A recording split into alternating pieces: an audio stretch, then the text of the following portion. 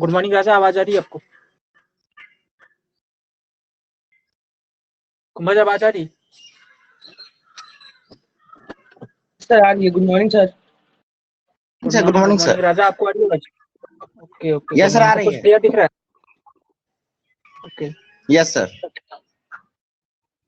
चलिए बढ़िया।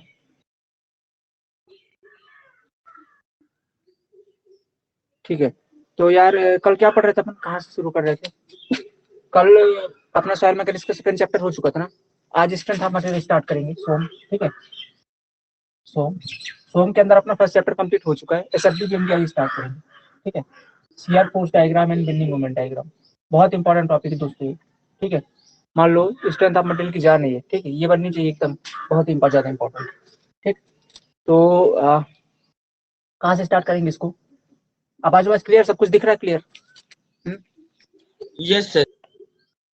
चलिए ठीक है।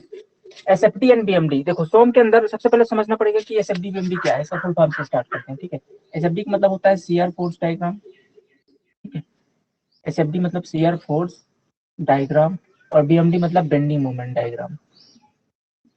बेंडिंग मोमेंट डायग्राम, ठीक है, ये दो चीजें होती है, एक होता है शियर फोर्स डायग्राम, एक होता है बेंडिंग मोमेंट डायग्राम।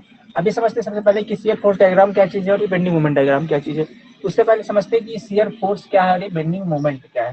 ठीक है, यार आपको अगर याद होगा तो मैंने आपको बताया था कि यदि मान लीजिए आपको कोई स्ट्रक्चरल मेंबर है, ठीक है, कुछ ऐसा स्ट्रक्चर मेंबर है, जब अपन सोम का फर्स्ट चैप्टर पढ़ रहे थे तो उसके अंदर मैंने आपको बताया था कुछ इस कदर होता है इसके अंदर। ये आप लीजिए, मान लीजिए सोम का कोई स्ट्रक्चर मेंबर है, आपकी एक बीम है। ठीक है, तो मान लेता हूँ आपकी क्या है, एक बीम है। बीम के अंदर मान लेता हूँ यहाँ पे सपोर्ट लगा हुआ है। सपोर्ट क्या होता है अभी बात करेंगे इसके अंदर। ठीक है, जिसके ऊपर बीम रखी रहती है उसको सपोर्ट बोलते हैं। ये सपोर्ट कई प्रकार के होते हैं, फिक्स भी होता है दोनों तरफ, हिंज भी होता है, रोलर भी होता है, और भी कई प्रकार के होते हैं, उन पर भी बात करेंगे आगे। ठीक है, तो फिलहाल ये समझिए कि एक प्रकार की बीम है। बीम की क्या डिफिनेशन होती है मैंने आपको पहले ही चैप्टर के अंदर समझा दिया था। बीम एक ऐसा हॉरिजॉन्टल मेंबर है जिस पर हमेशा ट्रांसवर्स लोडिंग लगती है। ट्रांसवर्स लोडिंग का मतलब क्या है? ट्रांसवर्स एक्सिस के पैरेलल लोडिंग। इस वाली एक्सिस को ट्रांसवर्स एक्सिस बोलते हैं, और इस तरीके से एक्सियल एक्सिस को एक्सियल एक्सिस बोलते हैं। तो लोडिंग अगर ट्रांसवर्स लोडिंग लग रही है, मतलब ये इस ट्रांसवर्स एक्सिस, ये वाली ट्रांसवर्स एक्सिस, इसके पैरेलल इस कदर लोडिंग, तो मतलब इसके ऊपर ऐसी लोडिंग ही लग रही होगी। ठीक है, हमेशा ट्रांसवर्स लोडिंग। तो बीम एक ऐसा हॉरिजॉन्टल मेंबर है जिसके ऊपर हमेशा ट्रांसवर्स लोडिंग लगती है। ये जितनी लोडिंग लग रही है सब ट्रांसवर्स लोडिंग है। कौन सी लोडिंग है? Transverse loading. क्यों ट्रांसवर्स लोडिंग? वो इसलिए है क्योंकि ट्रांसवर्स लोडिंग इसलिए क्योंकि ट्रांसवर्स एक्सिस के पैरेलल, ट्रांसवर्स एक्सिस इस तरीके से जा रही है। ठीक है, इस तरीके से ये ट्रांसवर्स लोडिंग है। ठीक है, ये ट्रांसवर्स एक्सिस, सॉरी ये आपकी एक्सियल एक्सिस है, ट्रांसवर्स एक्सिस ऐसे है। मतलब जो इसकी लंबाई के पैरेलल जाती है उसे एक्सियल एक्सिस बोलते हैं, और लंबाई के पैरेलल एक्सियल एक्सिस के परपेंडिकुलर जो जाती है, ये एक्सियल एक्सिस ऐसे जा रही है, इसके परपेंडिकुलर ऐसे जा रही है, ट्रांसवर्स एक्सिस है, और इसी के पैरेलल सारे लोड लग रहे हैं, इसको बोलते हैं ट्रांसवर्स लोड। और ऐसा हॉरिजॉन्टल मेंबर, ये हॉरिजॉन्टल मेंबर है, इस तरीके से हॉरिजॉन्टल है, तो हॉरिजॉन्टल मेंबर जिसके अंदर ट्रांसवर्स लोडिंग लग रही है उसको बोलते हैं अपन क्या? बीम। ठीक, उसको क्या बोलते हैं अपन? बीम। अब ये बीम किसी किसी सपोर्ट के ऊपर रखी रहती है। ये जो बीम है किसी किसी सपोर्ट के ऊपर रखी रहती है। तो यहाँ पास भी ये दो सपोर्ट के ऊपर रखी हुई है। एक तरफ इस तरीके वाले सपोर्ट को भी क्या बोलते हैं, इस तरीके वाले सपोर्ट को क्या बोलते हैं, अभी बात करेंगे, पर फिलहाल समझ लीजिए कि ये किसी न किसी सपोर्ट के ऊपर रखी रहती है। ऐसे ही आपकी बीम है। ठीक है, अब इस बीम के ऊपर कुछ कुछ लोडिंग लगती है। लोडिंग के कारण इसके, अब चूंकि यार पूरी बीम है ना कई सारे छोटे छोटे पार्टिकल से मिलकर बनी है। ये विज्ञान का कॉन्सेप्ट है कि दुनिया का सारा पदार्थ हर छोटे छोटे अणुओं परमाणुओं से मिलकर बना है। उन्हीं अणुओं परमाणुओं को अपन इंजीनियरिंग भाषा में पार्टिकल बोलते हैं। हमारा जो ये बीम है ये कई छोटे छोटे ऐसे पार्टिकल से मिलकर बना है। तो ये जो लोडिंग ट्रांसवर्स लोडिंग है, अगर मैं इसको एक तरीके से बोलूँ तो एक्सटर्नल लोडिंग है। क्या है? एक्सटर्नल लोडिंग है, मतलब एक्सटर्नल लग रहा है ना, बाहर से लग रहा है बीम के ऊपर, तो इसको बोलते हैं एक्सटर्नल लोडिंग। तो ये जो ट्रांसवर्स लोडिंग के करस्पॉन्डिंग या ट्रांसफर लोडिंग की जैसी एक्सटर्नल लोडिंग लग रही है इस बीम पर, ये एक्सटर्नल लोडिंग इसके हर पार्टिकल पर कुछ ना कुछ लोड लगाएगी। मतलब ये जो लोड है जाकर के इनडायरेक्टली इस पार्टिकल पर ट्रांसफर होगा। तो ये जो लोड है एक्सटर्नल लोडिंग की छोटे छोटे पार्टिकल पर कुछ कुछ इंटरनल लोडिंग्स लगाएंगी। क्या करेंगे दोस्तों? कुछ कुछ इंटरनल लोडिंग लगाएंगे हर पार्टिकल पर। कुछ कुछ इंटरनल लोडिंग लगाएंगी। अब ये इंटरनल लोडिंग कितने प्रकार की होती है पहले उसे समझ लेते हैं। एक सेक्शन कट करूंगा मैं, एक पर्टिकुलर सेक्शन, अभी इतना बड़ा सेक्शन है कहीं पास भी अपन देख सकते हैं, हर जगह इंटरनल लोडिंग लगेंगी, बट ये कि इंटरनल लोडिंग की वैल्यू कहीं पे ज्यादा होगी कहीं पे कम होगी। जैसे बोलूँ अगर लोडिंग सिर्फ यहाँ पे लग रही है तो जो इसके नीचे वाला पार्टिकल होगा भाई सब उस पर ज्यादा लोडिंग लग रही होगी, ज्यादा इंटरनल लोडिंग। अगर बोलोगे यहाँ पास वाले पार्टिकल इस पे कम लग रही होगी, है ना। जैसे बोलो कि यहाँ पास वाला जैसे ये लोडिंग यहीं पे लग रही है, मान लो W1 की लोडिंग एकदम यहीं पे लग रही है, पॉइंट लोड लग रहा है। अभी लोड कितने प्रकार की होती है तो इस वाले पॉइंट पर जो इंटरनल लोडिंग होगी ज्यादा होगी। अगर बात करूं मैं इस वाले पॉइंट की अपेक्षा इस वाले पॉइंट पर थोड़ी सी लोडिंग कम होगी, है ना। इस तरीके से वेरी करती है लंबाई के हिसाब से या ऊपर नीचे के हिसाब से। तो कहीं पास भी देखोगे लोडिंग लगेगी सभी जगह, लेकिन कहीं पे ज्यादा होगी कहीं पे कम होगी कहीं पे जीरो होगी, ऐसे हो सकती है, ऐसे वेरी करेगी, ठीक है। अब ये इंटरनल लोडिंग होती कितने प्रकार की तो अपन एक सेक्शन कट करेंगे। चलो मान लो तो मैंने यहाँ पास ये मैंने एक्स एक्स सेक्शन कट कर लिया। अब मैं इसी के पास दिखाता हूँ, ठीक है।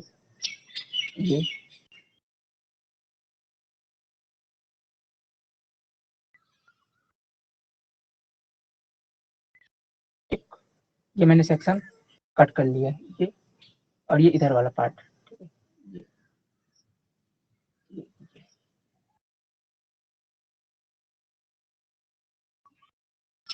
ठीक है, ये इधर वाला पार्ट हो गया और ये इधर वाला पार्ट हो गया। ये देखो दिख रहा कटा हुआ, जैसे मैंने इसको कट कर दिया बीच से, ठीक है। इस तरीके से मैंने क्या कर दिया, इस पूरी बीम को दो पार्ट में डिवाइड कर दिया, इस वाले सेक्शन से इस वाले सेक्शन से। अब मैं देख रहा हूँ कि यहाँ पास कोई पार्टिकल है, लोडिंग आपकी लग रही है इधर की तरफ ऐसे एक्सटर्नल आपकी ट्रांसवर्स लोडिंग लग रही है कुछ इस तरीके से। मान लेता हूँ W1 की ट्रांसवर्स लोडिंग है, ठीक है, जो कि इस पूरी बीम पर लग रही है। तो यहाँ पास कोई पार्टिकल होगा, इस पार्टिकल पर कितनी इंटरनल लोडिंग लगेंगी ड्यू टू इन लोडिंग। अब ये लोडिंग कौन सी प्रकार की है तो अभी बोल देते हैं कि जनरल लोडिंग है। कैसी लोडिंग है, जनरल लोडिंग है। क्या बोल देता हूं मैं अभी के लिए, जनरल लोडिंग। क्यों जनरल लोडिंग, जनरल लोडिंग का मतलब ये होता है कि लोडिंग मतलब हर प्रकार की हो सकती है। अभी मैंने कोई यहाँ पे फिक्स नहीं बताया कि अच्छा ये लोडिंग इस प्रकार की, ये लोडिंग इस, अभी मैंने कुछ बताया नहीं है। अभी ये लोडिंग बोल देता हूँ जनरल लोडिंग है। अभी मैं लोड को भी स्पेसिफाई करूंगा ये चैप्टर पढ़ने के बाद ना। अभी ये टॉपिक कंप्लीट करने के बाद हमारे पास तीन लोड सिस्टम होंगी, एक सपोर्ट क्या होता है, एक लोड क्या होता है और एक बीम कितने प्रकार की, ये तीनों पढ़ेंगे। देन इसके बाद अपन एफडीबीएमडी पे चलेंगे, ठीक है। पर अपन फिलहाल समझ लेते हैं कि चीजें होती क्या है। तो मैं बोला ना कि जैसे ये लोडिंग है, तो अभी मैंने आपको लोडिंग नहीं पढ़ाई कि कौन सी लोडिंग है, यूडीएल है यूवीएल है। तो अभी बोल दो कि आप जनरल लोडिंग है, हर तरीके की लोडिंग हो सकती है किसी भी तरीके की। तो किसी भी तरीके की लोडिंग के कारण यानी कि जनरल लोडिंग जिसको बोलते हैं, उसके कारण इस बिंदु पर कितने प्रकार की इंटरनल लोडिंग जनरेट होगी। तो देखो बाबू, इस बिंदु पर जो जनरल लोडिंग होगी ना वो तीन डायरेक्शन में अलग होती है। जैसे बोलते हैं आपकी एक्स एक्सिस हो गई, ये आपकी वाई एक्सिस हो गई और ये आपकी जेड एक्सिस हो गई। तो एक फोर्स लगता है एफ एक्स एक्सिस में, इसे बोलते हैं अपन एफ एक्स, ठीक है। एक फोर्स लगता है आपका वाई एक्सिस के अलोंग, जिसको बोलते हैं अपन एफ वाई, और एक फोर्स लगता है आपका जेड एक्सिस के अलोंग, जिसको बोलते हैं अपन एफ जेड। एक तो पहली बात तीन तो फोर्स लगते हैं, एफ एक्स एफ वाई और एफ जेड तीनों डायरेक्शन में, और तीन मोमेंट लगते हैं तीनों एक्सिस के अबाउट। एक एफ एक्स के अबाउट लगता है जिसको बोलते हैं अपन एम एक्स, एक इसके एम वाई डायरेक्शन के अबाउट लगता है जिसको बोलते हैं अपन एम वाई, और एक जेड डायरेक्शन के अबाउट लगता है जिसको बोलते हैं अपन एम जेड, ठीक है। तो तीनों डायरेक्शन में तीनों एक्सिस के अबाउट मूवमेंट लगता है और तीनों एक्सिस के अबाउट फोर्स लगता है, ठीक है। तो कुल मिलाकर के आप अगर गिनोगे तो एक दो तीन फोर्स और तीन मूवमेंट, कुल मिलाकर के 6। तो मतलब जनरल लोडिंग के कारण हर पार्टिकल पर, ऐसा नहीं कि एक पार्टिकल पर, आप किसी भी पार्टिकल पे देखोगे ना पूरी बीम के, देखो इतने करोड़ों सारे पार्टिकल है ना इसके अंदर, क्योंकि बहुत सारे पार्टिकल से मिलकर बना है। हमारा शरीर भी कई सारे पार्टिकल से मिलकर बना है, जिसे अपन सेल्स बोलते हैं। वैसे ही कोई पदार्थ परमाणु से मिलकर बना है, वैसे ही ये बीम आपकी पार्टिकल से मिलकर बनी है। अब वो पार्टिकल किसके हैं तो सीमेंट कंक्रीट के पार्टिकल हैं, सीमेंट के हैं, एग्रीगेट के हैं। वैसे ही इसमें कई सारे पार्टिकल हैं छोटे छोटे, इसमें से इस पार्टिकल को मैंने पकड़ा है, उस पर 6 प्रकार की इंटरनल लोडिंग लग रही है। जरूरी नहीं कि सब पर लगे, है ना। ऐसा अब वो डिपेंड करेगी किस कंडीशन पर लोडिंग लग रही है, ठीक है। अगर जनरल लोडिंग लग रही होगी तो हर पार्टिकल पर ही 6 प्रकार की इंटरनल लोडिंग लगेगी ही लगेगी। अब इनकी वैल्यू डिपेंड कर सकती है कि कहाँ पे लोडिंग लग रही है। जैसे बोल रहा हूँ यहाँ पे, तो यहाँ पे किसी की वैल्यू कम हो सकती है, किसी की ज्यादा हो सकती है। अगर किसी दूसरे बिंदु पे देखोगे तो वैल्यू आगे पीछे हो सकती है, लेकिन अगर जनरल लोडिंग है तो सब पे लगेगी। इतनी बातें क्लियर है ना, ठीक है भाई, इतनी बातें क्लियर है। अब इसके बाद देखिएगा, अगर मैं इस बिंदु की बात करता हूँ ना, तो इस बिंदु पे 6 प्रकार की इंटरनल लोडिंग लग रही है ना। अब इन ये 6 प्रकार की इंटरनल लोडिंग के कारण, 6 प्रकार की इंटरनल लोडिंग के कारण इस पे स्ट्रेस जनरेट होगा। क्या जनरेट होगा, कुछ कुछ स्ट्रेस जनरेट होगा। अब वो स्ट्रेस कितने प्रकार का होता है तो वो स्ट्रेस देख लेते हैं। सबसे पहले देखते हैं एफ एक्स, ये जो है आपका एफ एक्स, ये वाला एफ एक्स है। ये एफ एक्स क्या है, एक प्रकार का, ये देख रहे हो ये आपका सेक्शन है, ये बोल रहा हूँ मैं आपका सेक्शन है, ये आपका एक सेक्शन है जो आपको दिखाई दे रहा है। इस सेक्शन के 90 डिग्री पे लग रहा है, ये सेक्शन तो ऐसे लग रहा है, एक्चुअली में है ये ऐसे, लेकिन अपन दिखा इसको ऐसे नहीं, एक्चुअली में ऐसे लग रहा है, तो 90 डिग्री लग रहा है, नॉर्मल लग रहा है ना, एकदम नॉर्मल। नॉर्मल मतलब होता है 90 डिग्री, तो नॉर्मल लग रहा है, तो इसको बोलती है एफ एक प्रकार का नॉर्मल स्ट्रेस जनरेट करता है। ठीक है, क्या स्ट्रेस जनरेट करता है? नॉर्मल स्ट्रेस जनरेट करता है। ठीक है, एफ वाई, ये जो आपका एफ जेड है और आपका ये एफ वाई है, ये देखोगे तो एकदम सेक्शन से चिपक के लग रहे हैं, ये आपका सेक्शन हो गया, इससे एकदम चिपक के लग रहे हैं, एकदम चिपक के, एफ वाई और एफ जेड। ठीक है, एफ वाई और एफ जेड एक प्रकार के शियर स्ट्रेस जनरेट करते हैं, एक प्रकार के शियर फोर्स है। ठीक है, शियर फोर्स है जो कि शियर स्ट्रेस प्रोड्यूस करेंगे। कैसा प्रोड्यूस करेंगे? Shear stress. अब स्ट्रेस क्या है दोस्तों, सब अपन फर्स्ट चैप्टर के अंदर बात कर चुके हैं। कैसा प्रोड्यूस करेंगे? शियर स्ट्रेस प्रोड्यूस करेंगे। इसके बाद बात करते हैं एमएक्स की। ये जो एमएक्स है, ये एक्स एक्सिस के अबाउट लग रहा है, जो कि जैसे मान लेता हूं आपका सेक्शन ना, तो सेक्शन ये आपका एक्स एक्सिस हो गया, इसके अबाउट ऐसे, तो ये सेक्शन को एक्चुअली में ऐसे घुमाना चाहता है, ऐसे ऐसे ऐसे घुमाना चाहता है, एक्सिस के अबाउट घुमाना चाहता है, तो एक प्रकार का टॉर्क है। इसके कारण क्या है? एक प्रकार का टॉर्सनल मूवमेंट है, टॉर्सनल मूवमेंट है। ठीक है, टॉर्सनल मूवमेंट, और इसके कारण एक प्रकार का इनडायरेक्ट शियर स्ट्रेस जनरेट होता है। Indirect shear stress, first chapter में हम लोगों ने बात कर ली, मैं इसको जस्टिफाइड करवा दे रहा हूँ। इनडायरेक्ट शियर स्ट्रेस प्रोड्यूस होता है। ठीक है, इनडायरेक्ट शियर स्ट्रेस प्रोड्यूस होता है। बात करते हैं अगर एम बाई व एम जेड की। ठीक है, एम बाई व एम जेड की, तो एम बाई और एम जेड जो कि बाई और जेड एक्सिस के अबाउट मूवमेंट लग रहे हैं, इनके कारण, इस एम बाई और एम जेड के कारण आपका जनरेट होता है बेंडिंग मूवमेंट। ठीक है, ये जनरेट होता है, ये आपके एक प्रकार की बेंडिंग मूवमेंट जो आपको बीम को बेंड करेंगे। ठीक है, बेंडिंग मूवमेंट। ओके, ये हो गया आपकी बेंडिंग मूवमेंट। अब आपको इसमें दो चीजें दिख रही होंगी, एक तो आपको दिख रहा होगा शियर स्ट्रेस, ठीक है, और एक दिख रहा होगा बेंडिंग मोमेंट। ठीक है, एक दिख रहा है बेंडिंग मोमेंट, और शियर स्ट्रेस किसके कारण है? शियर फोर्स के कारण, और आपका बेंडिंग मोमेंट, बेंडिंग मोमेंट का नाम है बेंडिंग स्ट्रेस। ठीक है, अब आपको दो चीजें देखने को मिल गई है, एफ वाई एफ जेड के कारण लग रहा है आपका शियर फोर्स, और एम वाई और एम जेड के कारण लग रहा है आपका बेंडिंग मोमेंट।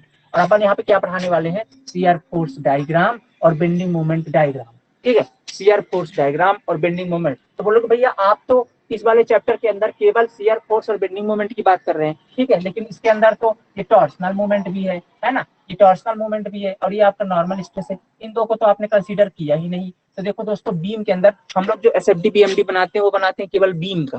किसका बनाते हैं? बीम या स्लैब का। ठीक है, तो इनके अंदर होता क्या एक्चुअली की जो लोडिंग होती है, मैंने आपको अगर परिभाषा याद है तो बीम के अंदर हमेशा ट्रांसवर्स लोडिंग लगती है, मतलब लोडिंग हमेशा ऐसे ही लगेगी।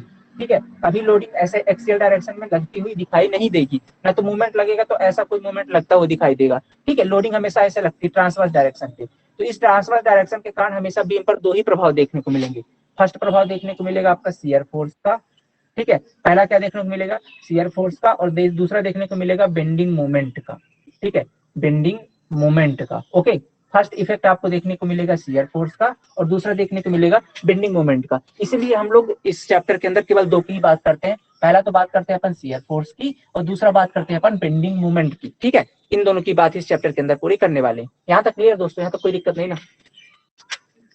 No sir. बताइए।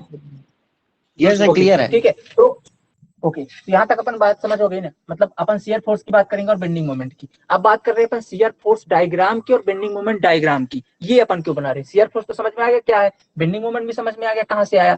तो अपन इस चैप्टर में क्यों बात कर रहे हैं दोनों? क्योंकि अपन बात करेंगे बीम की, और बीम के अंदर तो दो ही चीजें आती हैं, एक तो आता है शियर फोर्स और बेंडिंग मोमेंट। ऐसा क्यों है? क्योंकि बीम के अंदर हमेशा ट्रांसवर्स लोडिंग लग रही है, और ट्रांसवर्स लोडिंग के कारण केवल दो ही इफेक्ट आते हैं, इसीलिए अपन इनकी बात कर रहे हैं। ठीक है, आप बताइए। ठीक है, ये दो की बात हो गई। अब इनका ये शियर फोर्स डायग्राम क्या चीज है और बेंडिंग मोमेंट डायग्राम क्या चीज है, ये समझा दीजिए हमें, क्योंकि ये चीज समझ में नहीं आ रही अपन इसके अंदर क्या बनाएंगे, क्या देखेंगे अपन। ठीक है, तो देखो दोस्तों, इसको इरेज कर दो ना सारा, में लिख लिया इसको। ठीक है, yes sir.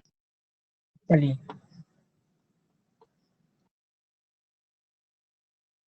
Shear force diagram और बेंडिंग मोमेंट डायग्राम की।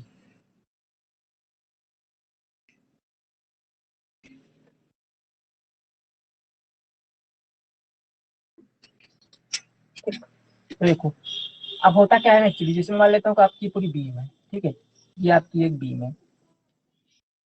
बीम की डिफिनेशन तो समझ में आ गई। बीम क्या होती है? बीम एक हॉरिजॉन्टल मेंबर है।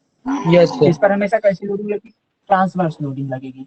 ट्रांसवर्स लोडिंग क्या है? जो ट्रांसवर्स एक्सिस के पैरेलल लगेगी। ट्रांसवर्स एक्सिस क्या है? जो कि ट्रांसवर्स एक्सिस क्या है? जो कि एक्सियल एक्सिस के परपेंडिकुलर होगी। ऐसे करके सारा कॉन्सेप्ट याद रखना है आपको। ठीक है, ये आपको मान लेता हूँ बीम है, इस पे कोई लोडिंग लगी हुई है, यहाँ पे ऐसे ऐसे कोई मान लेता हूँ लोडिंग लगी हुई है। ठीक है, ऐसे कोई लोडिंग लगी हुई, तो देखो यार ये लोडिंग तो मान लो ठीक है ऐसे हमारे लगा दिए। अच्छा इस लोडिंग के कारण क्या जो इतने सारे पार्टिकल हैं, इतने सारे पार्टिकल हैं इसमें, और पार्टिकल को मैं इसको कई सारे सेक्शन में बांट देता हूँ। पूरी बीम को अपन ऐसे हजारों सेक्शन में बांट देते हैं, जैसे first section, second section, third section, fourth, ऐसा कर कई सारे सेक्शन में अपन बांट सकते हैं। तो क्या हर सेक्शन पर, अब एक सेक्शन में यहाँ से लेकर के यहाँ तक पार्टिकल होंगे पूरे, यहाँ से लेकर यहाँ तक पूरे पार्टिकल भरे होंगे, तो क्या हर सेक्शन पर, ये मान लो फर्स्ट है, सेकंड है, थर्ड है, फोर्थ है, हर सेक्शन पर, हर पार्टिकल पर क्या शियर फोर्स और बेंडिंग मोमेंट बराबर होगा? तो ऐसा नहीं होता है, ठीक है। इस मान ले तो ये सपोर्ट के पास है ना, ये सपोर्ट के पास है, तो यहाँ पे थोड़ा नीचे से रिएक्शन ज्यादा मिलती है, यहाँ पे सपोर्ट है, तो यहाँ पे जो इंटरनल लोडिंग होगी पार्टिकल पर, उसको थोड़ा सा रिएक्ट करेगा नीचे से, इसे समझिएगा। तो बोल देते हो यहाँ पे कोई पार्टिकल रखा हुआ है, अब इसके ऊपर से इंटरनल लोडिंग, तो नीचे से इस पार्टिकल पर एक ये जो नीचे सपोर्ट लग रहा है, ये भी तो रिएक्शन दे रहा होगा ना, तो दोनों पर विपरीत फोर्स लग रहा है, तो ऊपर से मान लो 10 का आ रहा है, नीचे से मान लो आप 8 का दे रहा, तो अब इस पे अगर देखा जाए तो केवल 2 का ही ऊपर से लग रहा है ना भाई, दोनों विपरीत दिशा में कैंसिल आउट कर देंगे भाई, 10 ऊपर से आ रहा था, 8 नीचे से, तो कितना बचा? केवल 2 नीचे का बचा ना, तो इस पे थोड़ा सा कम लग रहा है। वही चीज अगर बात करूं यहाँ पास थोड़ा सा रिएक्शन कम है नीचे तरफ से है, लेकिन कम, मान लो यहाँ पे 4 का ही रिएक्शन, ऊपर 10 का आ रहा है, ठीक है, 10 का फोर्स आ रहा है, तो कितना बचा? यहाँ पे 6 बचा, तो बीच वाले पार्टिकल पे ज्यादा लोडिंग है, इस वाले पार्टिकल पे कम लोडिंग है, तो भैया हमको पता कैसे चलेगा कि यार कौन से पार्टिकल पे कितनी लोडिंग है? वो लोग यार आप ये पता करना क्यों चाहते हो? हम पता इसलिए करना चाहते हैं कि जब इस पे लोडिंग लगे और शियर फोर्स आए, ये बेंडिंग मोमेंट आए, तो ये पार्टिकल हमारे फेल नहीं होने चाहिए, क्योंकि ये पार्टिकल फेल मतलब पूरी बीम फेल, और पूरी बीम फेल मतलब पूरा स्ट्रक्चर फेल। तो हमको ये बचाना है कि फ्यूचर में लोडिंग के कारण जो बेंडिंग मोमेंट आएगा या शियर फोर्स आएगा, उनके कारण हमारा जो ये स्ट्रक्चर है, ये स्ट्रक्चर फेल नहीं होना चाहिए। और स्ट्रक्चर का स्ट्रेंथ डिपेंड करेगी इस पार्टिकल की स्ट्रेंथ पर, कि अगर ये पार्टिकल्स को आप सुरक्षित कर गए ना, तो मतलब आप इस पूरी बीम को बचा ले जाओगे। तो ये पार्टिकल शियर फोर्स और बेंडिंग मोमेंट कारण फेल नहीं होना चाहिए। उसके लिए पहले हमको ये पता करना पड़ेगा कि यार इस पर कितना शियर फोर्स आ रहा है और कितना बेंडिंग मोमेंट आ रहा है, और वो जो सबसे ज्यादा कहाँ पे आ रहा है। अब देखो सबसे ज्यादा क्या मतलब, जैसे बोल रहा हूँ कि यहाँ पास वाले पार्टिकल पर, यहाँ पास वाले पार्टिकल पर, यहाँ पास वाले पार्टिकल पर, जो इस वाले लाइन में पार्टिकल है, उन पे सबसे ज्यादा शियर स्ट्रेंथ आ रही है, ये सबसे ज्यादा बेंडिंग मोमेंट आ रहा है, सबसे ज्यादा बेंडिंग मोमेंट आ रहा है। तो अपन बेंडिंग मोमेंट के लिए जो एक्स्ट्रा चीजें डालेंगे, बेंडिंग मोमेंट के लिए जो रॉड वगैरह डाल देंगे अपना, है ना, स्टील रॉड वगैरह, वो यहाँ पे ज्यादा डालेंगे। मैंने देखा अच्छा यहाँ पे कम आ रहा है, यहाँ पे जो करेंगे इसको थोड़ा कम कर देंगे, तो अपने मटेरियल की भी बचत हो जाएगी, ठीक है। तो हमको हमारा देखो पहली चीज हमारा इंपॉर्टेंट ये है कि यहाँ पास वाले पार्टिकल पे मैक्सिमम बेंडिंग मोमेंट आ रहा है, तो बेंडिंग मोमेंट के लिए डिजाइन कहाँ पास वाले पार्टिकल पे करेंगे? यहाँ पास वाले पार्टिकल पे, क्योंकि अगर हम लोग इसको बचा लिए ना, तो इधर हमारे जितने पार्टिकल है तो खुद ब खुद सुरक्षित हो जाएंगे। क्यों? क्योंकि मैक्सिमम बेंडिंग मोमेंट तो यही पास वाले पार्टिकल पे आ रहा है ना, क्योंकि और जो आ रहा है पार्टिकल, देखो सारे पार्टिकल की स्ट्रेंथ बराबर है। आपने होमोजीनियस का कॉन्सेप्ट पढ़ा है ना, कि सारे पार्टिकल की जो डेंसिटी है वो बराबर होगी, ऐसा होमोजीनियस बोलता है। हम लोग ऐसा मान रखे हैं फर्स्ट चैप्टर में ही, सारा मटेरियल भाई सब होमोजीनियस है। अब हम लोग मान लिए कि जितने पार्टिकल है ना वो सारे बराबर है, सारी डेंसिटी बराबर, सबकी स्ट्रेंथ बराबर, सबको मान लिया बराबर है। तो अगर सारी स्ट्रेंथ बराबर है, और अगर लोडिंग मान लो सबसे पहले जैसे बोलता हूँ कि यहाँ पास वाला पार्टिकल नंबर 1 है, यहाँ पास वाला पार्टिकल नंबर 2 है, यहाँ पास वाला पार्टिकल नंबर 3 है। अब अगर बोलो पार्टिकल नंबर 1 पे 10 की लोडिंग, पार्टिकल नंबर 2 पे आ रही है आपकी 7 की लोडिंग, और पार्टिकल नंबर 3 पे आ रही है आपकी 4 की लोडिंग, ठीक है। अब सबसे ज्यादा लोडिंग किस पे आ रही है? पार्टिकल नंबर 1 पे आ रही है, और स्ट्रेंथ सबकी बराबर है। तो अगर आप इस पार्टिकल नंबर 1 मतलब आप 10 के लिए डिजाइन कर दोगे, है ना, आप मतलब 10 की स्ट्रेंथ के लिए डिजाइन कर दोगे, तो यहाँ पास तो 4 ही आ रहा है, आपने डिजाइन 10 के लिए किया है। यहाँ पे आपने 8, यहाँ पे ये वाले पे 7 ही आ रहा है, लेकिन आपने डिजाइन तो 10 के लिए कर दिया। तो अगर आपने बीच वाले को सुरक्षित कर लिया, तो आगे पीछे वाले ऑलरेडी बच जाएंगे ना, क्योंकि मैक्सिमम तो यही पे आ रहा है, क्रिटिकल वाला पॉइंट तो ये है। वैसे आप इसको बचा डालो, बाकी तो बच ही जाएंगे, ठीक है ना, समझ रहे हो मेरी बात को ना। इसलिए अपन ये चीज डिजाइन करते हैं कि मैक्सिमम बेंडिंग मोमेंट कहाँ पे आ रहा है, सबसे ज्यादा कहाँ पे आ रहा है, वहां के लिए डिजाइन करेंगे। तो जहां जहां पे कम आ रहा होगा वहां पे ऑलरेडी अपन वहां पे ऑलरेडी सुरक्षित हो जाएगा, वहां पे तो फेल नहीं होगा, ठीक है ना। ये समझ में आया कि नहीं आया? Yes sir. हाँ ठीक है, ओके। इसके बाद देखिए, तो ये वाला होगा ऐसे शियर फोर्स के लिए करते हैं कि मैक्सिमम शियर फोर्स कहाँ पे आ रहा है। तो जहां पे वाले पार्टिकल पे मैक्सिमम शियर फोर्स आ रहा होगा ना, जहां पास वाले पार्टिकल पे, उस वाले पार्टिकल को अपन डिजाइन कर लेंगे, उसके हिसाब से डिजाइन कर देंगे। बाकी तो सब पे कम ही आ रहा तो ऑलरेडी सुरक्षित हो जाएंगे। तो ये हमको पता करने के लिए इसका एक डायग्राम बनाना पड़ता है। हमको एक्चुअली दिखाई नहीं देता ना कहाँ पास वाले पार्टिकल पे, हम लोग इसका हर पार्टिकल पे निकालेंगे। हमको पता करने के लिए कि यहाँ पास वाले पार्टिकल पे बेंडिंग मोमेंट ज्यादा है कि यहाँ पास वाले, यहाँ पास वाले, यहाँ पे हमको नहीं पता कुछ, तो हम लोग क्या करते हैं, हम लोग हर पार्टिकल पे निकालना शुरू कर देते हैं। हर पार्टिकल पे जितने इसमें पार्टिकल लाइन सब में देखते हैं कि अच्छा तेरे पे ज्यादा है, बोले यहाँ पे, बोलो यहाँ पास वाले पार्टिकल में, यहाँ पास हर पार्टिकल पे शियर फोर्स, हर पार्टिकल पे बेंडिंग मोमेंट निकालना शुरू कर देते हैं। और निकाल करके क्या करते हैं, उनको आपस में एक लाइन से मिला देते हैं। इसमें अगर इसका बेंडिंग मोमेंट डायग्राम बताऊं तो क्या करूंगा, इसमें इस पार्टिकल पे निकाले, इस पार्टिकल ऐसे निकालते हुए एक लाइन ऐसे बना दी, ये लोग एक ऐसे डिजाइन कर दी। अब इनके यहाँ पास वाले, अब देखोगे अच्छा यहाँ पास वाले पार्टिकल पे इतनी बेंडिंग मोमेंट है, यहाँ पास वाले पार्टिकल पे इतना बेंडिंग मोमेंट, यहाँ पास वाले पार्टिकल पे इतना है। अब मेरे को पता चल गया अच्छा बीच वाले पार्टिकल पे ये सबसे ज्यादा बेंडिंग मोमेंट आ रहा है, इस किनारे वाले पार्टिकल पे ये सबसे थोड़ा सा कम आ रहा है, इस वाले पार्टिकल पे ये वाला। तो मेरे को जो डिजाइन करना है ना इस वाले पार्टिकल डिजाइन करना है, ये मैक्सिमम बेंडिंग मोमेंट है आपका, ठीक है, मैक्सिमम बेंडिंग मोमेंट है आपका यहाँ पास वाले। तो मेरे को डिजाइन कहाँ पास वाले के लिए करना है, इस वाले पार्टिकल के लिए। तो मेरे को यहाँ से पता चल जाएगा ना आसानी से, अगर मैं बेंडिंग मोमेंट डायग्राम बना लूं तो मेरे को ये पता चल जाएगा कौन से पार्टिकल पे कितना बेंडिंग मोमेंट है, बता सकता हूँ किसी पार्टिकल पे बता सकता हूँ पूरी बीम पे। अच्छा बोल दे भाई चलो इस वाले पार्टिकल बताओ, इसके नीचे लाइन खींचते खींचते खींचते खींचते लेके आएंगे, अच्छा ये वाला पार्टिकल है, देखो यहाँ पे कितना लाइन खींच के देखेंगे ये कितने बेंडिंग मोमेंट, यहाँ से बता सकते हैं अच्छा इतना बेंडिंग मोमेंट है। तो बेंडिंग मोमेंट की सहायता से हम पूरी लेंथ के करस्पॉन्डिंग हर पार्टिकल पर बेंडिंग मोमेंट कैलकुलेट कर सकते हैं, ठीक है, बेंडिंग मोमेंट से। ऐसे ही शियर फोर्स है, ठीक है, ऐसे इसका शियर फोर्स डायग्राम होता है, इस मान लो इसका शियर फोर्स डायग्राम ऐसे बनेगा, ठीक है, ऐसे, ठीक है, ये शियर फोर्स डायग्राम। अब आप बता सकते हो ना कि अच्छा शियर फोर्स डायग्राम सबसे ज्यादा शियर फोर्स कहाँ पे आ रहा है मैक्सिमम, ये सपोर्ट के पास आ रहा है, ये सबसे ज्यादा ना वैल्यू, ये सबसे ज्यादा वैल्यू है, तो ये क्या आपका सबसे ज्यादा शियर फोर्स डायग्राम यहाँ पे है और यहाँ पे है, और बीच में तो जीरो है, तो बीच में तो शियर फोर्स आ ही नहीं रहा है, यहाँ पे तो डिजाइन करने की जरूरत ही नहीं है। अपने को डिजाइन कहाँ पास के लिए करना है, यहाँ पे। तो जो आप शियर फोर्स के लिए जो भी डिजाइन करोगे, जो भी एक्स्ट्रा मटेरियल डालोगे, वो कहाँ पे डालोगे, वो आप सपोर्ट पे डालोगे। क्यों, क्योंकि सपोर्ट के पास ज्यादा डालोगे, क्यों, क्योंकि शियर फोर्स सबसे ज्यादा यहाँ पे आ रहा है और यहाँ पे आ रहा है, तो अपन सबसे ज्यादा कहाँ पे डालेंगे, सपोर्ट पे डालेंगे, और बेंडिंग मोमेंट के लिए सबसे ज्यादा कहाँ पे डालेंगे, तो बीच में डालेंगे। तो ये शियर फोर्स और डायग्राम और बेंडिंग मोमेंट डायग्राम से हमको ये पता चलता है कि पूरी बीम में लेंथ के करस्पॉन्डिंग कहाँ पे शियर फोर्स ज्यादा आ रहा है, कहाँ पे बेंडिंग मोमेंट ज्यादा है, मतलब हर पार्टिकल पे अपने को ये वैल्यू पता चल जाती है कि कहाँ पे शियर फोर्स की वैल्यू ज्यादा है, कहाँ पे शियर फोर्स की वैल्यू कम है, ठीक है। तो इसलिए हम लोग ये शियर फोर्स डायग्राम और बेंडिंग मोमेंट डायग्राम बनाते हैं, क्लियर ना। अब हमको जब ये पता चल जाएगा तो अपन डिजाइन कर देंगे। डिजाइन कहाँ पे करेंगे, मैक्सिमम बेंडिंग मोमेंट के लिए इस वाले पार्टिकल पे डिजाइन करेंगे, इन दोनों पार्टिकल मतलब यहाँ पास वाले पार्टिकल पे डिजाइन कर देंगे कि बेंडिंग मोमेंट, मान लो इसकी स्ट्रेंथ कितनी है अभी, मान लो बेंडिंग मोमेंट कितने का आ रहा है, मान लेता हूँ 20 किलो न्यूटन मीटर का आ रहा है, ठीक है, अपन इसको डिजाइन कर देंगे 20 न्यूटन के हिसाब से, बाकी तो सब में कम ही आ रहा है ना, बाकी स्ट्रेंथ सबकी बराबर है, तो ऑलरेडी सारे पार्टिकल सुरक्षित हो गए, है ना, बाकी सारे पार्टिकल ऑलरेडी सुरक्षित हो गए, बस इस पार्टिकल के हिसाब से। ऐसे शियर फोर्स में जो यहाँ पास पार्टिकल होगा इस पे मान लो कुछ शियर फोर्स आ रहा है, तो अपन इसके हिसाब से डिजाइन कर देंगे, बाकी तो पार्टिकल पे कम ही आ रहे हैं और स्ट्रेंथ सबकी बराबर है, तो ऑलरेडी सब सुरक्षित है। समझ में आ गया ना कॉन्सेप्ट क्या है, इसलिए शियर फोर्स और बेंडिंग मोमेंट डायग्राम बनाते हैं। वो बात की नहीं क्लियर? Yes sir. ये मैंने जो आपको आधे घंटे पढ़ाया, ये आपको एक बेसिक आइडिया देने को पढ़ाया भाई साहब, अपन ये चैप्टर में करने वाले हैं शियर फोर्स अपन क्यों बनाते हैं, तो आपको पता होना चाहिए भाई साहब शियर फोर्स अपन इसलिए बनाते हैं ताकि हम लोग पूरी बीम के लेंथ के करस्पॉन्डिंग हर एक पार्टिकल पर बेंडिंग मोमेंट कितना है और शियर फोर्स कितना है ये फाइंड कर सकें, ठीक है। और ये क्यों फाइंड करें, ताकि हम लोग मैक्सिमम के लिए डिजाइन कर सके, हमको पता चल सके कि कौन से पार्टिकल पे मैक्सिमम बेंडिंग मूवमेंट है। अगर हमको पता ही नहीं चलेगा कौन से पार्टिकल पे मैक्सिमम बेंडिंग मूवमेंट, हम लोग कैसे डिजाइन करेंगे, है कि नहीं। हमको पता चल सके एक्चुअली कि कौन से पार्टिकल पे मैक्सिमम बेंडिंग मूवमेंट है, इसलिए हम लोग शियर फोर्स और बेंडिंग मूवमेंट डायग्राम बनाते हैं। ओके, एकदम बेसिक सारी चीजें क्लियर हो गई ना, कोई दिक्कत नहीं, कोई डाउट नहीं आता? No sir. बढ़िया, ये है बेसिक बाबू, ठीक है। अब स्टार्ट करेंगे अपन मेन मुद्दा अपना। ये तो एक आइडिया दिया है आपको, ये करने वाले हैं इस चैप्टर के अंदर, ताकि चैप्टर को थोड़ा समझ जाओ आप, है ना।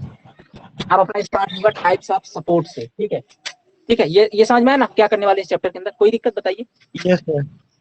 नो सर, कोई दिक्कत नहीं।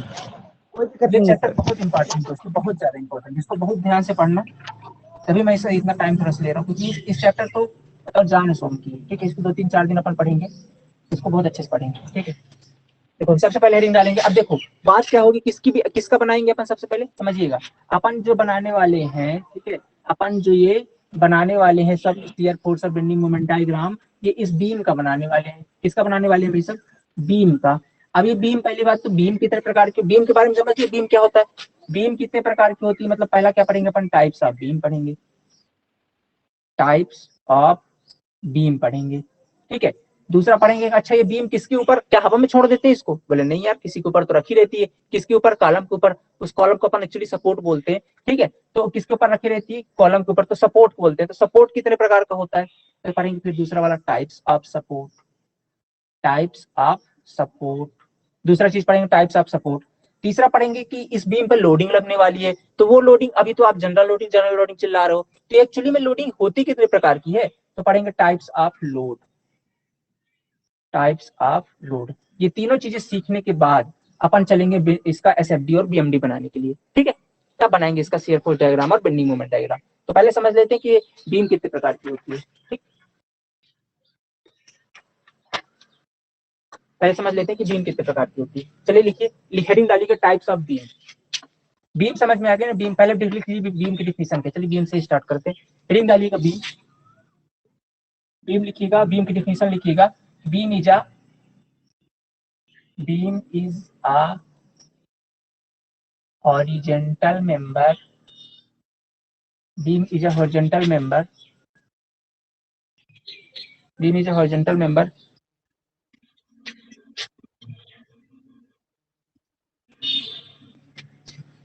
ठीक है। बीम जस्ट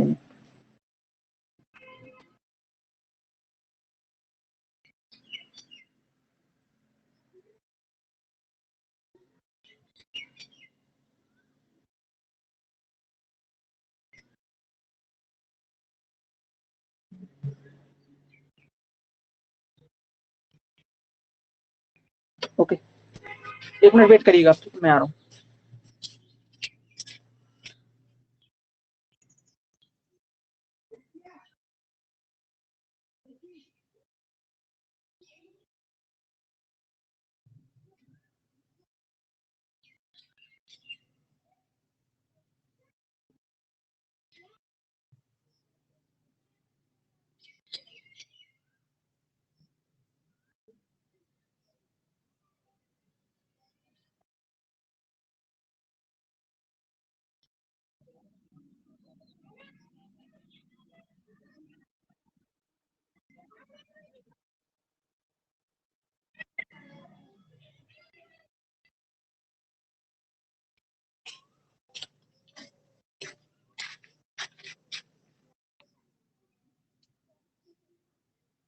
ओके ठीक है, चलिए आ जाइए।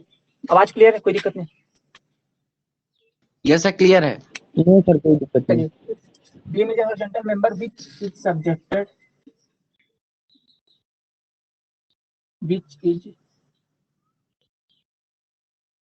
subjected transverse loading always, ठीक है, which is subjected transverse loading always। ये बीम का क्या होता है? बीम की डिफिनेशन होती है, ठीक है। अब टाइप्स ऑफ बीम निकालिएगा, टाइप्स ऑफ बीम। ये बीम होती कितने प्रकार की एक्चुअली में? देखो दोस्तों, बीम सबसे पहले होती है आपकी कैंटिलीवर बीम। फर्स्ट हेडिंग डालिएगा cantilever beam, cantilever beam. Cantilever beam क्या होती है? देखो सबसे पहले समझिएगा कैंटिलीवर बीम क्या है। ये बीम जो होती है आपकी इस तरीके से सपोर्ट पर फंसी होती है एक तरफ से। ये मान लेता हूँ कोई सपोर्ट है, कोई सपोर्ट है, अभी सपोर्ट की बात करें पर समझ लीजिए कि सपोर्ट पर इस तरीके से फंसी होती है, ठीक है। ऐसी बीम है, एक तरफ खुला, एक तरफ हवा में लटकी रहती है और एक तरफ एक इसमें सपोर्ट के अंदर फंसी रहती है। अगर थोड़ा सा इसका 3D डायग्राम बनाए तो कुछ ऐसा बनेगा, ऐसे